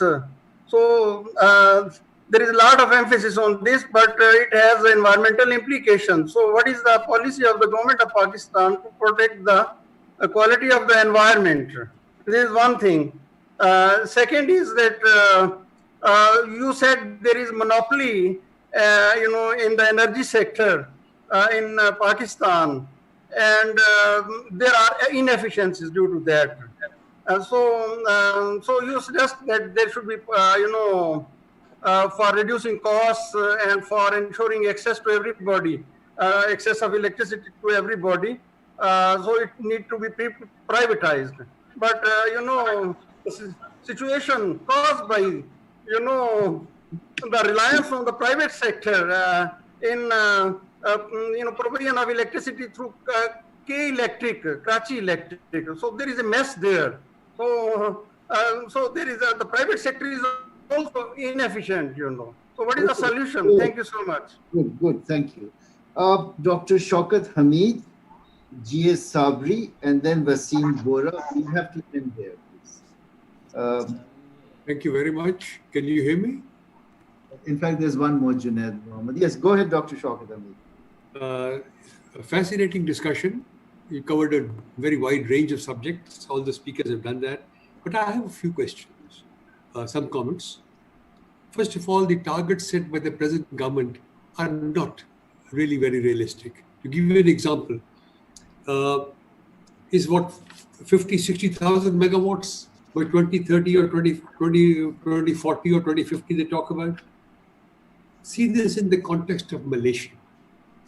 If we want to have the same per capita electricity as available as Malaysia, we need 180 to 200,000 megawatts of generation capacity. That is one factor. Our average at the moment is about 500, 600. Malaysia is about 4,500. Number one. Number two, because, and even with 60,000 megawatts as a targeted figure, there's a great opportunity for engineering here. There's $230 billion worth of investment required and businesses to come. And of this, 15% are already within the capacity in Pakistani industry.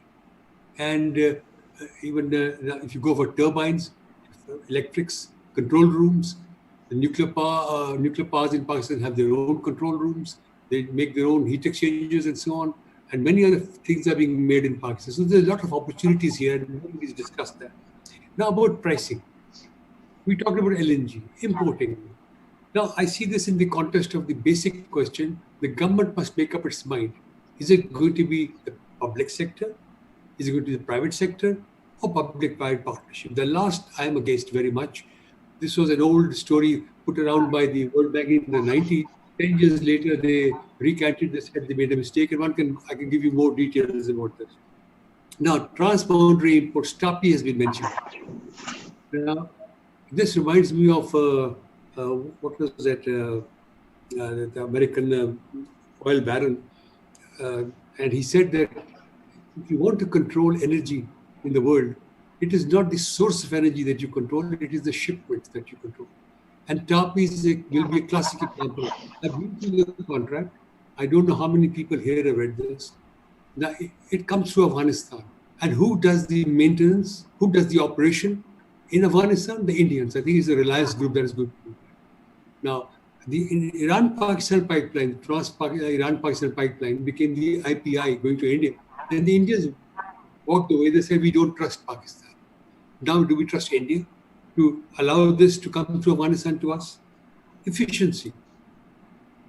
We are operating at very low efficiencies, low capacity factors. And the one reason is everybody talks about management skills, not about operational skills. And this is where the manpower comes in at a middle and lower level. And that is sadly missing in Pakistan. Renewable energy. Renewable energy is the average, it doesn't work without feed-in tariffs. Give you the example of Germany. They've got about 7,000 megawatts of wind power installed there. They announced that they're going to shut down nuclear power. Agreed. But you know what they do? During peak power, they import it from coal in Poland and other places. So, and renewable energy, wind, for example, solar, for example, to give you, I'll just give you a very simple number.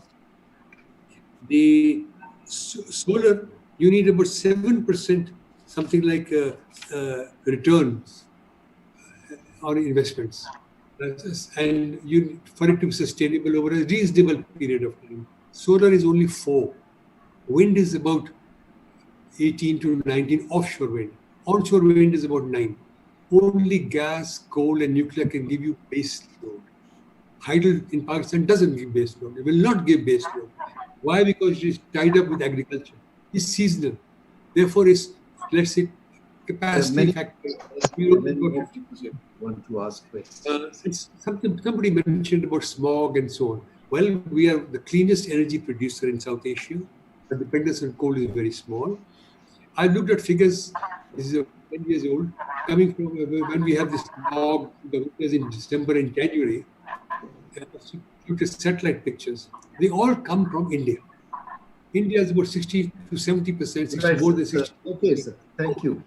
I'm saying there's a lot of things to look into. Right, exactly. There are. What the thing about the speakers, their time has to be respected. LNG we buy from Qatar. Why don't we go for Japanese crude coal? factors. Factors down by factor of 2. And even now, coal imported, oil, gas imported from the, what is this hub in America, it is cheaper in India to travel all the way than to come from Calcutta to Pakistan. So there are many factors to look at. Right. Let us stop. Thank you, Dr. Sabri Saab, I know that you're given to a little bit of extravagance yourself, so could we keep it short? G.S. Sabri Saab, please. Thank you very much, Mr. Ashraf. I'll try to be as brief as possible, but with almost about 40 years of experience, I can't resist talking. Go ahead, please. I would seek the attention of Mr. Naveed Babar in particular. You see, sir, I will just submit that this is not the time. In fact, I'm not criticizing the present government. We have been going through policy revisions every 2 or 3 years. That is not the purpose. The purpose is that whatever policies are there, if we implement them, the implementation is the biggest problem. We have not done that. We have the regulators. We don't have good regulators there, be it may Agra, be it may NABRA or anything else. You see, likewise, Dr. Zubairi is not here, though we have always had a different opinion with her in my initial 20 years of service. But I must endorse a couple of things, and which I have been saying. So, okay, let us not go in for gas distribution to new towns. One of our very valid, the person here, he mentioned about suppliers of gas to money. You see, this is what is all the additional cost like. We should not be doing this. We should be putting in the LPG there. And we did a number of feasibility studies and comparative what is desirable for gas. And let me just say, even if it's going along with the SARA program, if we develop on R only, which is the conservation, you see, our losses, I will not, because we don't have time, I just make a couple of submissions. Let us try to reduce the own use and losses. They used to be in good old days from 4 and 4.5%.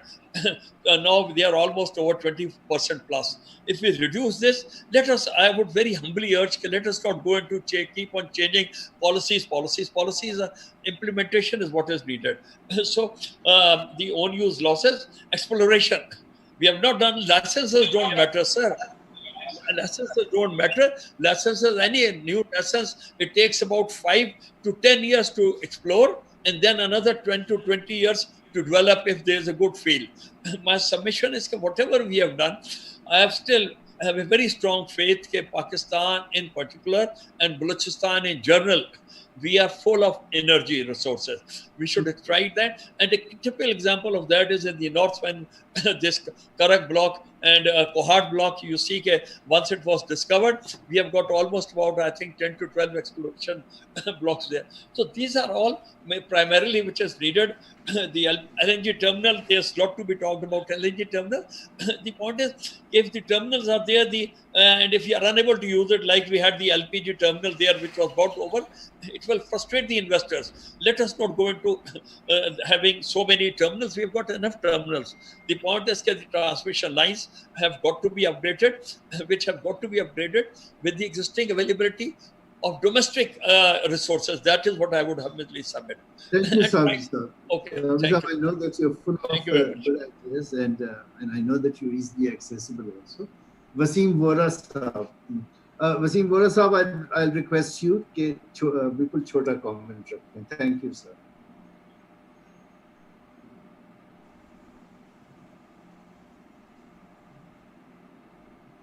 Go ahead, sir. Can you hear me, please? Yes. Okay. I am from Federation Pakistan Chambers of Commerce Industry, former Vice President, doing business and industry in Karachi since last 40 years. My experience with the energy supplies from government sources is same as, my views are same as mentioned by Mr. Nadeem Babar, that the monopoly is the government monopolies, and government monopolies are really most inefficient. It is time that we remove those monopolies and become efficient as soon as possible. Otherwise, our exports, our industry, our unemployment is will be a much bigger problem. Please concentrate on local resources. Karachi has a major resource, and I believe that this is the 20,000 tons of waste that Karachi produces, and we can convert this waste into energy and electricity. It is time that we realize as soon as possible what the world is doing, and we follow those principles, keeping in view the renewable energy sources of wind. This is a great resource in Sindh. We need to concentrate on renewable energy. Thank you very much. Thank you, sir. Thank you for respecting the time. Junaid Mohammed, sir. Thank you very much, sir. First of all, for inviting me. I am right now talking from south of France. I am doing PhD in the final stages. Basically, I am assistant professor in Qaid-e-Azam University, Islamabad, and my area is services management and marketing.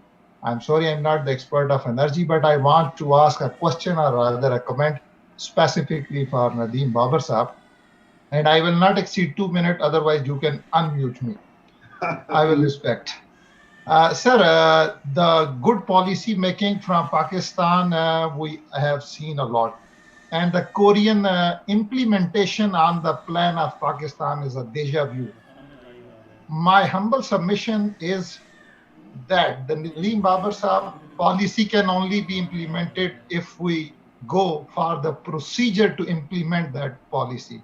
And by procedure mean, I want to ask, have you developed or you are thinking to develop the measurement matrix which give us the data to follow and to monitor the progress and to have a check on the responsible person who are on those particular phases or the positions, so that if they are delivering, they can be rewarded. Otherwise, the responsibility can be fixed. Shortly saying, you mentioned in January, we are going to start this for the first time in the history of Pakistan, the Eurofuel, this, that. Always the policy look good. But being a management student, in short term, in medium term, in long term planning, can we see certain measurement metrics? If it is work, that's good. I want to appreciate. Otherwise, maybe you can take an input from professors from US who are giving a very good, you can say, thought-provoking talk. That whatever the policy is, my submission is there should be the measurement metrics to see the result. Thank you very much, sir. Thank you. We just have two more. Seher Sahaba hai and S. Rizvi. And again, my request for you to be short. Go ahead, Seher Sahaba. Seher Rahman. Okay. Okay, thank you very much. It's just a quick question. It's just that in Pakistan you have so much sun, so it would be better to use solar energy. So what's the government policies on solar energy? I mean, it's a cheaper way of providing energy. Of course. Thank you. Rizvi, go ahead. You have to be short. Well, first let me compliment you for such an excellent webinar. And my question is for Mr. Babar. And we all want greener, cheaper, and reliable energy. Like this is our desire. In this regard, lots of things are available to us: solar, hydroelectric, biomass, wind, waves, nuclear. Right. So my question to Mr. Babar is about a policy. I live in Leicester. There is a county which is Oadby and Wixton. There, what the county council has done, it is supplying free solar panels to the houses. So I feel that now about the grid distribution and everything, when you try to make the distribution longer, there'll be a lot of 40,000 villages, which I was reading an article, will have to be bypassed. So, or it will have to be reached. So if you reach it, you are expending a lot of money to reach those villages. Why don't we, as a national policy, go for the solar as a greener recourse to solving this problem, and make sure that at the local level, at where we can manage it, we are more solar reliant. This was for the government policy. And the second thing which I would like to ask Dr. Salim, very interesting, In fact, to hear from him about the hydrogen, from the hydrogen coming from the water, and then is it commercially viable or feasible or economy of scale? At what stage the research is? Okay, good. Thank you all very much for those good questions. I'm sorry, the SAPM has the bulk of the questions, and I see that he's been taking notes. Thank you very much, sir. We'll start with you, then we'll go to Dr. Salim Ali, Senator Rukhsana Zuberi, and the President of FPCCI. And then I'll ask Humayun Saab to close the meeting. SAPM Saab, please go ahead, sir. Okay. Thank you, Ashraf Saab. I have a very long list of questions, but I see 4 or 5 common themes. So what I'm going to do is I'm going to address those themes. And if I do not specifically cover somebody's question, I'm happy to come back to that. But otherwise, if I go person by person, question by question, is going to take me at least an hour. But the common themes will address a lot of the questions. So let's start with, and I'll sort of jump back and forth. Let's start with the renewable energy policy. Ambassador Kazi mentioned something. I think perhaps there is a lack of clarity or understanding, and maybe it's our fault that we could not clarify it. When we say renewable energy targets, we do not include hydel in it, whereas in the world, hydel is included in it. So now let me give you numbers. The ARE policy that was finally approved by the Council of Common Interests about 10 days ago, the alternate and renewable energy policy, that sets renewable energy targets, 20% of the total system by 2025 and 30% by 2030. These numbers do not include hydel. If you add hydel, which is about 35%, then by 2030, we will have clean energy, hydel and renewable, that is more than 65%. If you add nuclear to it, which is non-thermal by any global classification, that's another 10%. So by 2030, we will have 75% generation that is non-thermal, non-carbon emitting. Now, let me come back to whether that's realistic, whether it's going to happen, and what does it cover. Today, we have 6% of our system as renewable energy, which is mostly wind and solar. The new policy that we've come up with includes waste to energy, includes geothermal, includes storage, includes batteries, includes hydrogen, includes everything that is non-fossil fuel and non-nuclear. Essentially, it covers all of those technologies. So there was a comment about Karachi. Yes, absolutely. Under this policy, we already have 5 applications for waste to energy for the city of Karachi, for Lahore, for Rawalpindi, for Faisalabad. We have a lot of companies interested in following through on that. I will also touch on Ismail Qureshi Saab's comment that partly touched on this issue. This is the first time ever that we've actually made a policy with consultations in every province, with the industry, with academia, with the provinces, and with general public. We did 6 months of open consultations, numerous consultations. And our intent, certainly in the energy sector, is that we will continue to do that for every new policy we come up with, so that we have a complete stakeholder buy-in in all the new policies that we come up with. I will also mention, and this sort of borders on the implementation of policies and some comments earlier, which I take as valid comments, that policies are made but not implemented. Well, you need to realize that when policies are made and not implemented, it is either because there is lack of buy-in, as Ismail Qureshi Saab was asking, or there is the system within the government function is not there to follow through and get things to conclusion. Another question that was raised.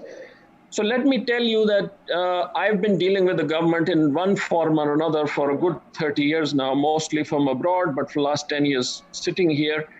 This is the first time I have actually seen 100% buy-in from the Prime Minister down to the ministries and the entire political dispensation in between. We do, however, have a problem, which is this quote unquote fear of NAB, that people at the working level, they just don't want to touch anything. They'd rather not do anything. And we have to get past that. But as far as the political buy-in is concerned for these reforms, and as far as the industry and stakeholder buy-in is concerned for these reforms, it is 100% there. Let me tell you, I have not seen this kind of commitment in the past. I'll give you certain examples. We talked about Euro 5. We have started implementing Euro 5. So by 1st of September, after 1st of September, not a single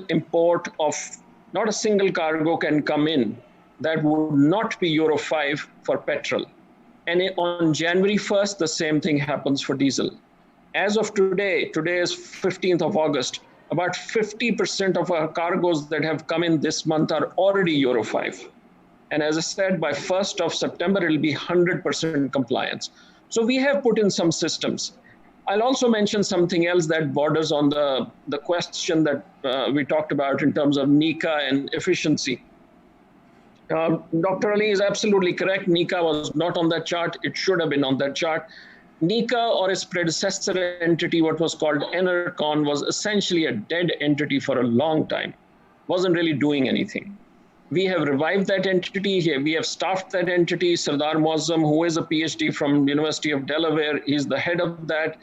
And I have given him a task on energy conservation, where he is to do gas audit of all the captive units in the country. This is a decision by the cabinet that we cannot waste our gas in low efficiency units.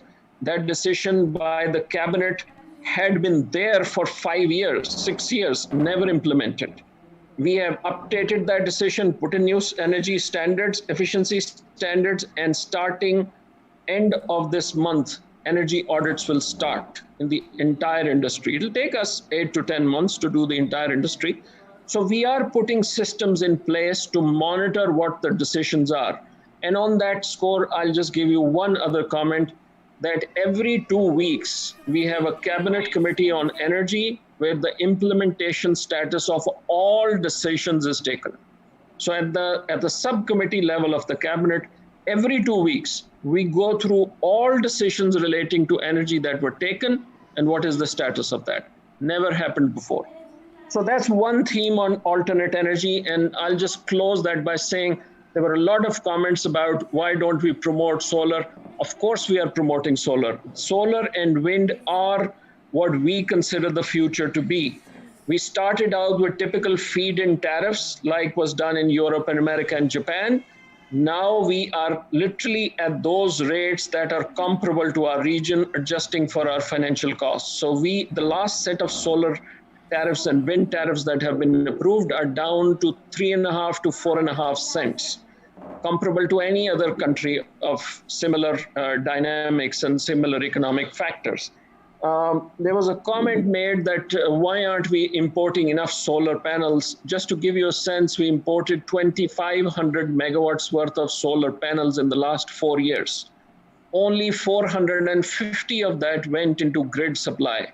The remaining 2,000 went into individual use, rooftops, individual use solar panels. So we are opening that up, and it is happening at a large scale. And another thing that I'm happy to report to all of you, if you read this new ARE policy that has just been launched, there is a whole section in it that talks about manufacturing of this equipment.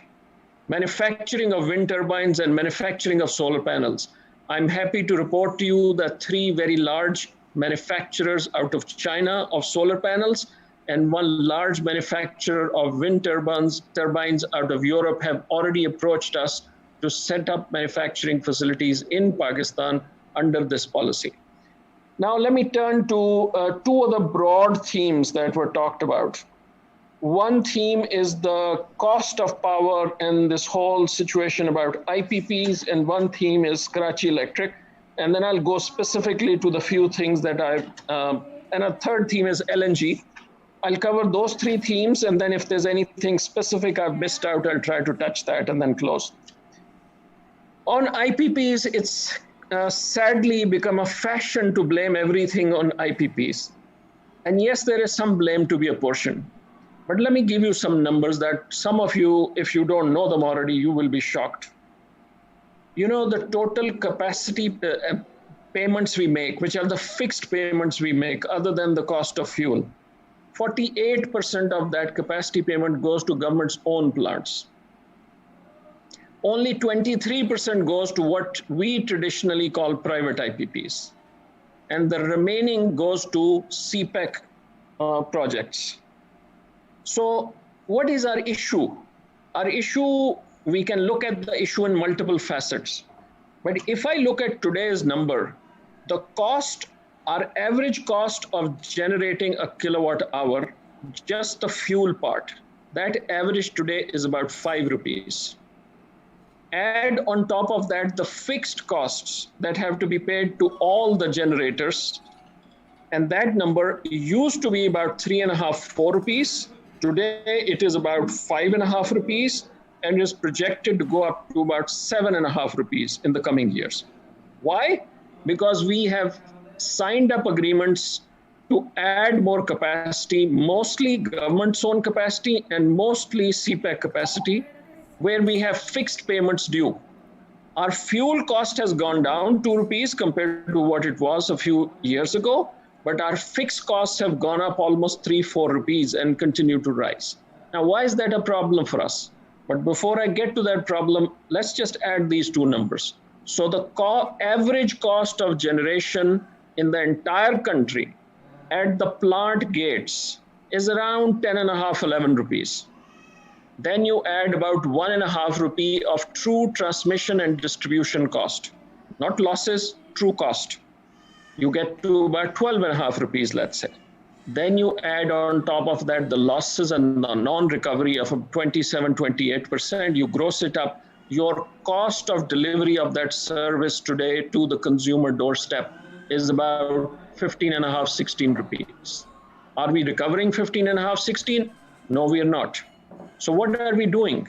Historically, what we have done is that rather than charging on disincentivizing consumption and supporting and promoting production, we've done exactly the reverse.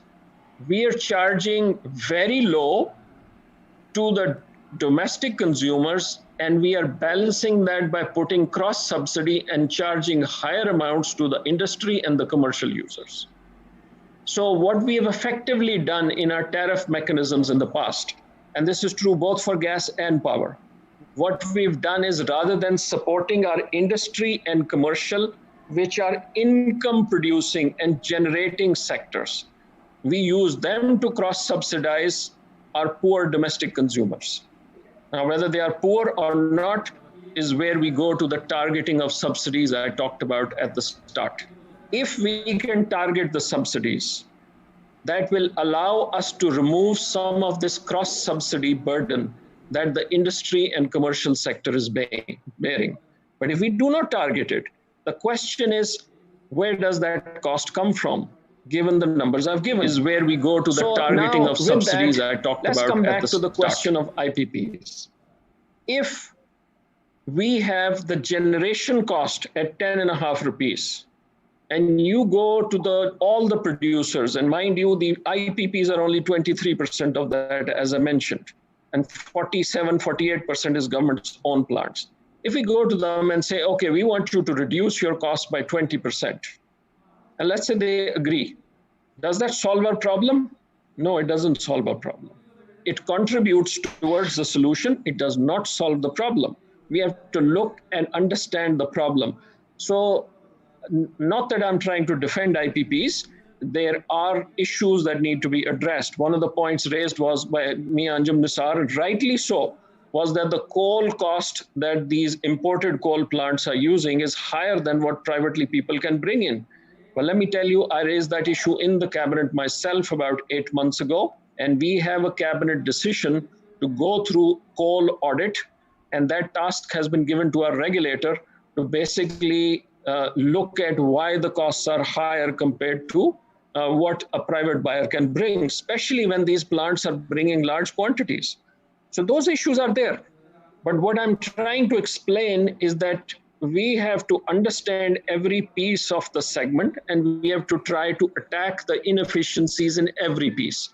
I'll conclude this theme with one overall comment, which is very important for people to understand. And it was touched upon earlier.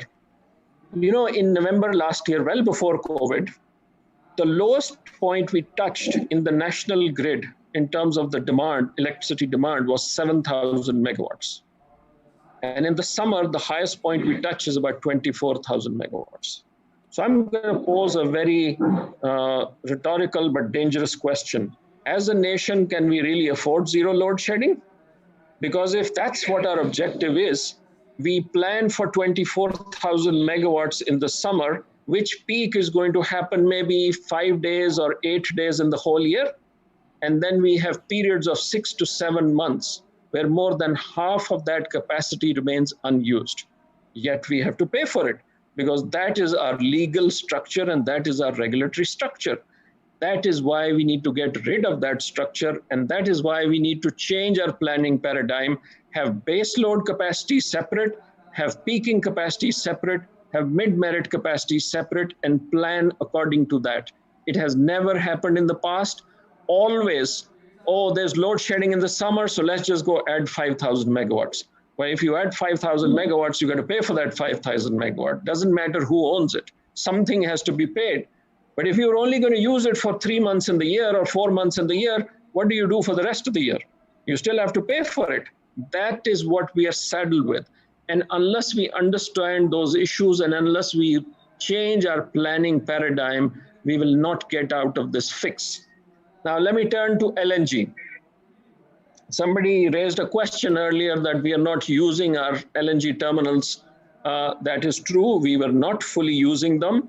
But again, it's the same situation. In any year, on the average, there's only about 3 to 5 months during which we were not fully using them. Today, for example, we have contracted capacity of 1,200 million cubic feet a day.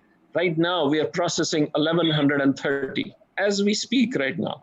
So we are running our terminals close to full, but recognizing that any unutilized capacity is a burden to us.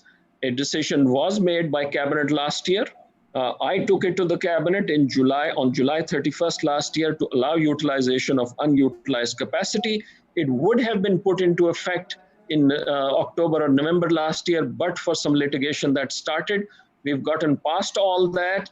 And a week ago, the cabinet approved utilization of unused capacity of these private terminals, whether it is capacity held by the government or whether it is capacity held by the owner because they have something excess. So we expect that at the end of September or beginning of October, first private cargo will come in using the same system. But let me tell everybody, if people think that we have excess capacity in our system for transport or import or regas, think again. We will run out of this capacity next year. We need more terminals, we need more pipelines. There's no two ways about it. What happens is that in the spring and just before the winter, we have brief periods of 8 to 12 weeks where neither the heating load is there nor the cooling load is there. And because of those two periods, what we call shoulder periods, the demand goes down for power and demand goes down for gas. Those brief periods are not representative of what's happening in the rest of the year. We have to deal with that. I'll just conclude LNG with one other comment that one of the speakers or one of the people asking questions touched on, and that related to Henry Hub pricing in the United States and JCC of Japan, or Brent, which is what we use. But let me give you a secret. If the price of Brent or price of oil is above $60, then yes, importing LNG from America and bringing it to South Asia starts making sense. If it is below $60, it's a complete loss. And for those who do not know, the deal that India signed with Cheniere to import LNG from America, they have defaulted on that deal and they're trying to renegotiate it. Because when they signed it, the price of Brent was above 60. Today, the price is down to 42, 43, having dipped as low as 22, 23. We look at all these matrices for the future purchases we make. The contracts that we are saddled with are higher price contracts, which were signed up 5 years ago. But the new purchases that we are making, in addition to whatever we have to honor, these are sovereign contracts. We are buying new LNG at almost 20 to 30% cheaper prices than what we have from our older contracts. Now, let me just turn to KE, and then I'll stop. And if I didn't address somebody's particular question, I'm happy to come back to that after the other speakers have responded. The problem with KE is not that privatization is bad. Let's not throw the baby with the bathwater. The problem is that when KE was privatized, a few fundamental decisions that should have been made before privatizing, those decisions were not made. And because they were not made, we now face a situation where we somehow associate this privatization with what has happened and essentially label privatization to be the wrong policy. That's just not fair. Let me tell you that last year when I was asked to submit a report to the cabinet on what should we do about about discourse, I gave a fairly detailed report to the cabinet, and in that report, I listed about half a dozen questions. And I said, unless you decide on these questions as a policy matter, if you privatize something before deciding these questions, you can have a failed privatization, and all that would happen is just change the ownership and there's no efficiency gain. The purpose of privatization is not to change the ownership. The purpose is to achieve the efficiency gains. And the theory always has been that when it is owned by the private sector and it is somebody's money that is at stake, as opposed to the state's money that is at stake, then people who look after that have a higher interest to protect that money and make it work. If all that is done is change of ownership and the same structural problems remain, there's no incentive. And if the new owner, a new private owner continues to make money in the old system, what incentive do they have to do anything? So what are those questions? I'll just give you 2 or 3. Number 1, should we give monopoly rights? When we privatize a utility, should we give monopoly rights? It's a serious question. Without answering that question, we should not privatize anything.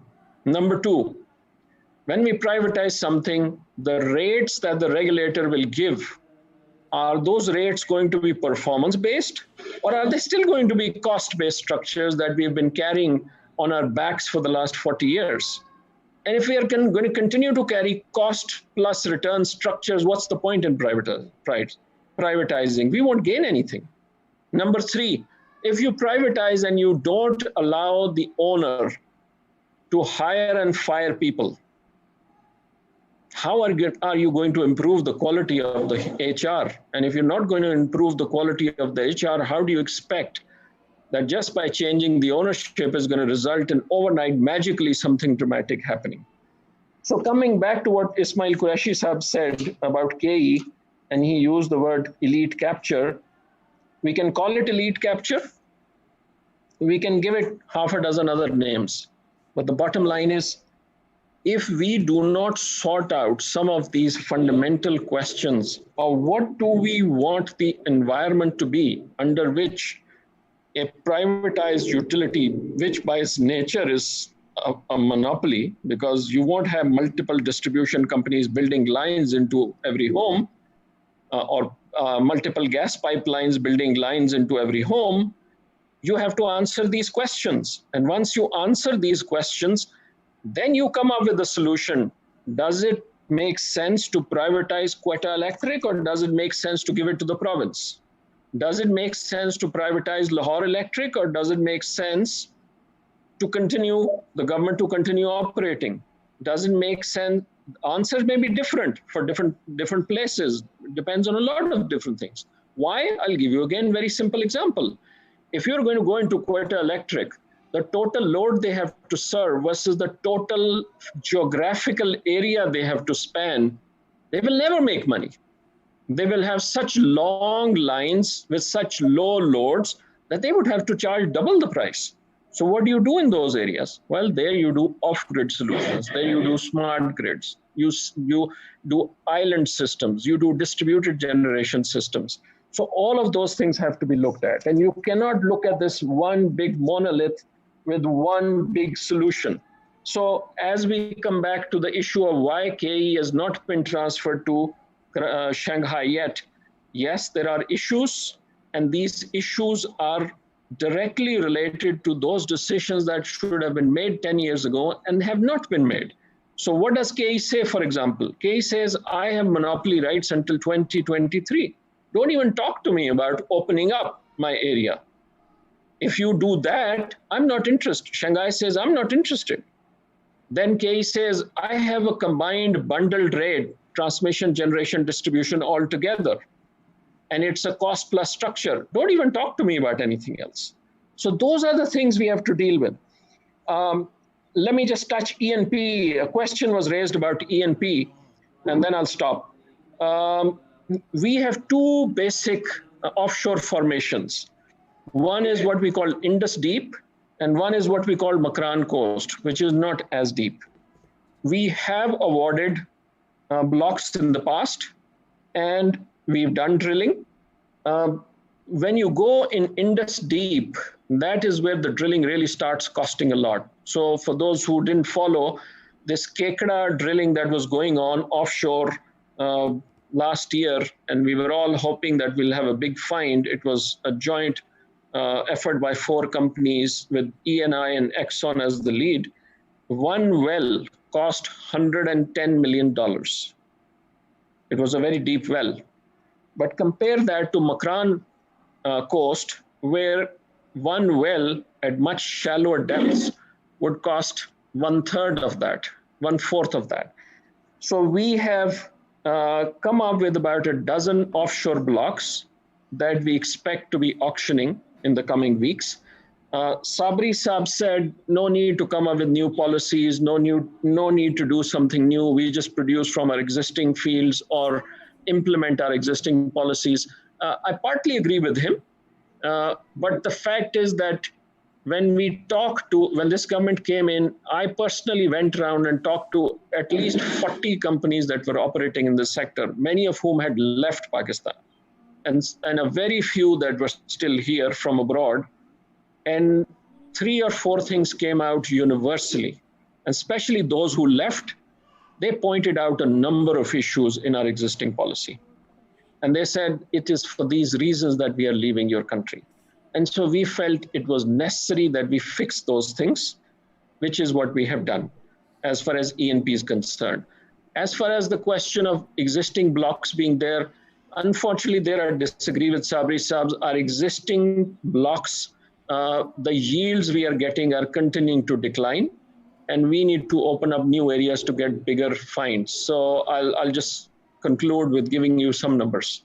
In the last 24 months, we've had 27 new discoveries from existing fields. 27, that's a big number.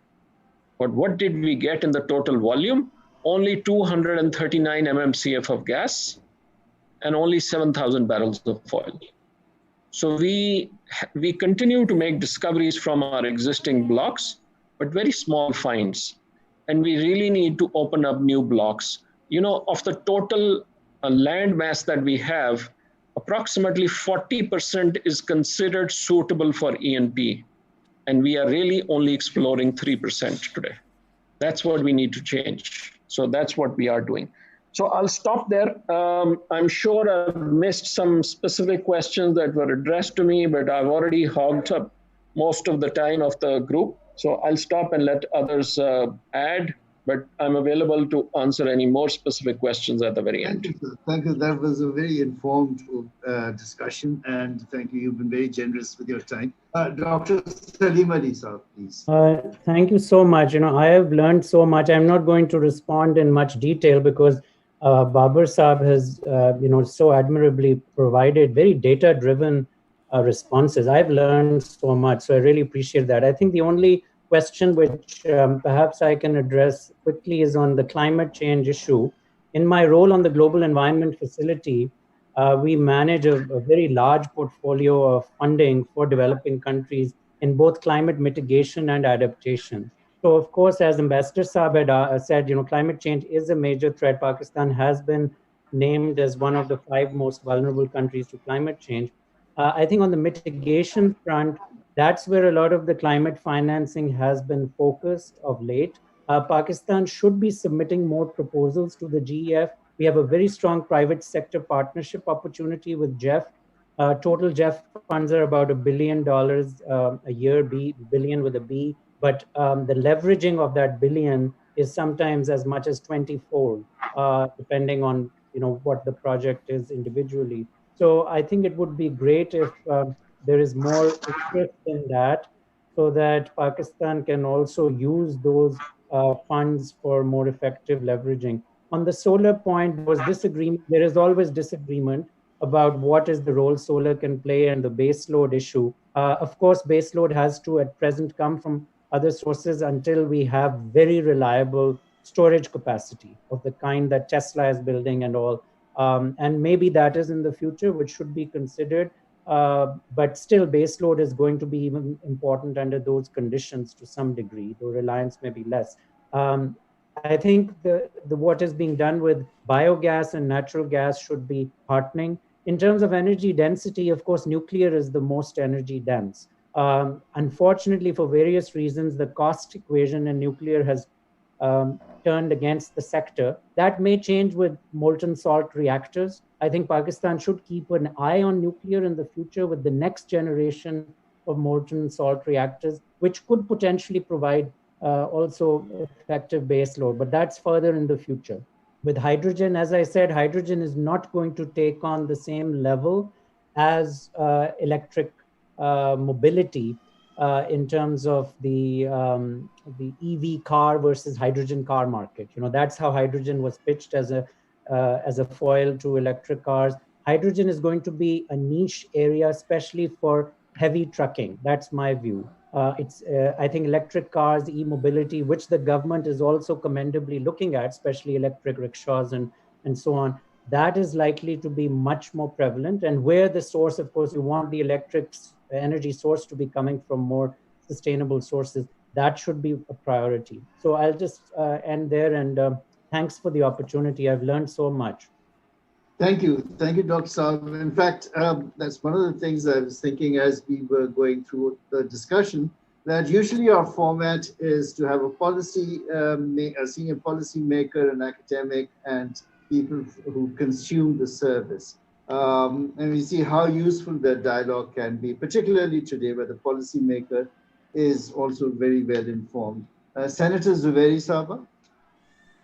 Very much, Ashraf Saab. Nadeem Babar Saab has answered most of the questions, but I think my role.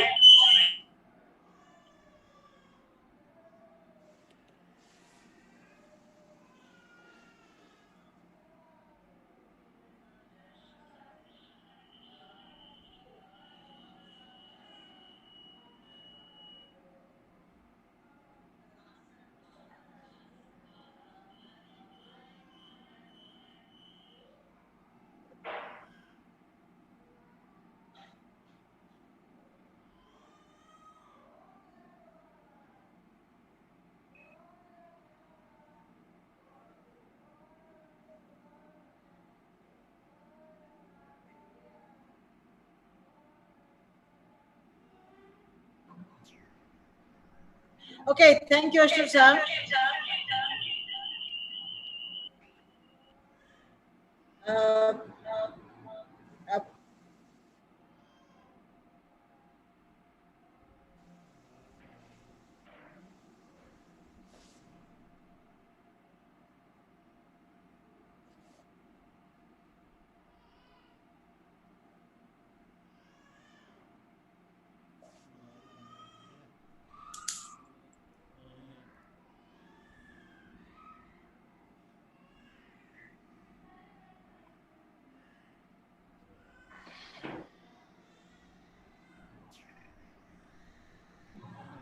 Mayusa, please go ahead. And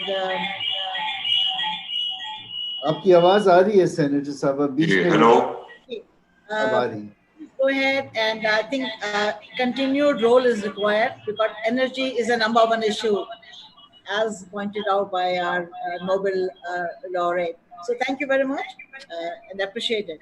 Thanks for inviting. Thank you very much. Humayun Saab, I think President FPCCI chale gaye hain, but if he's there, Mia Anjum Nisar Saab, are you there? Humayun Saab, please, sir. Thank you, Mr. Saab, and I wish to thank all the speakers for their excellent presentations, and particularly they're all busy people and finding the time to participate in this webinar. And also the questions that we got were pertinent questions, and many people who asked the questions are themselves qualified enough to be speakers, but unfortunately we can't have too many speakers, but we'll get them involved in these discussions at some point.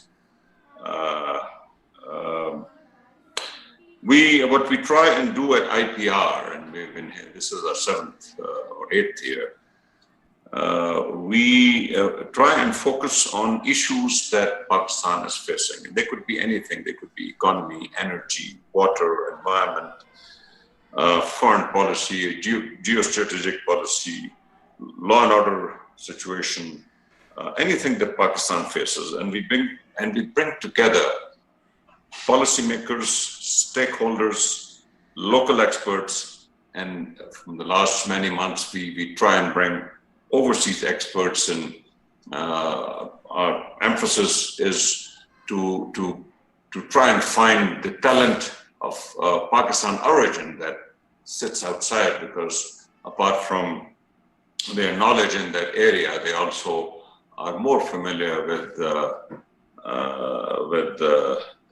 the country that they once were living at.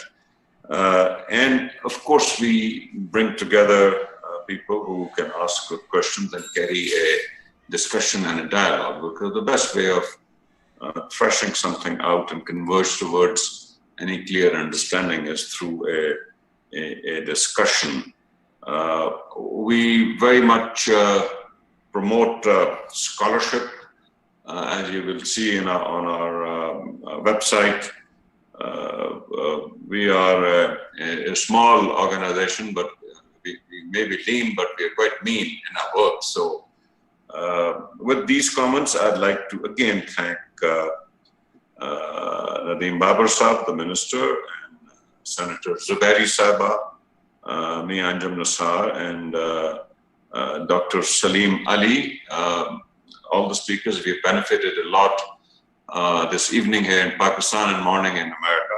So thank you very much, and hope to see you again soon. And thank you, Ashraf Saab.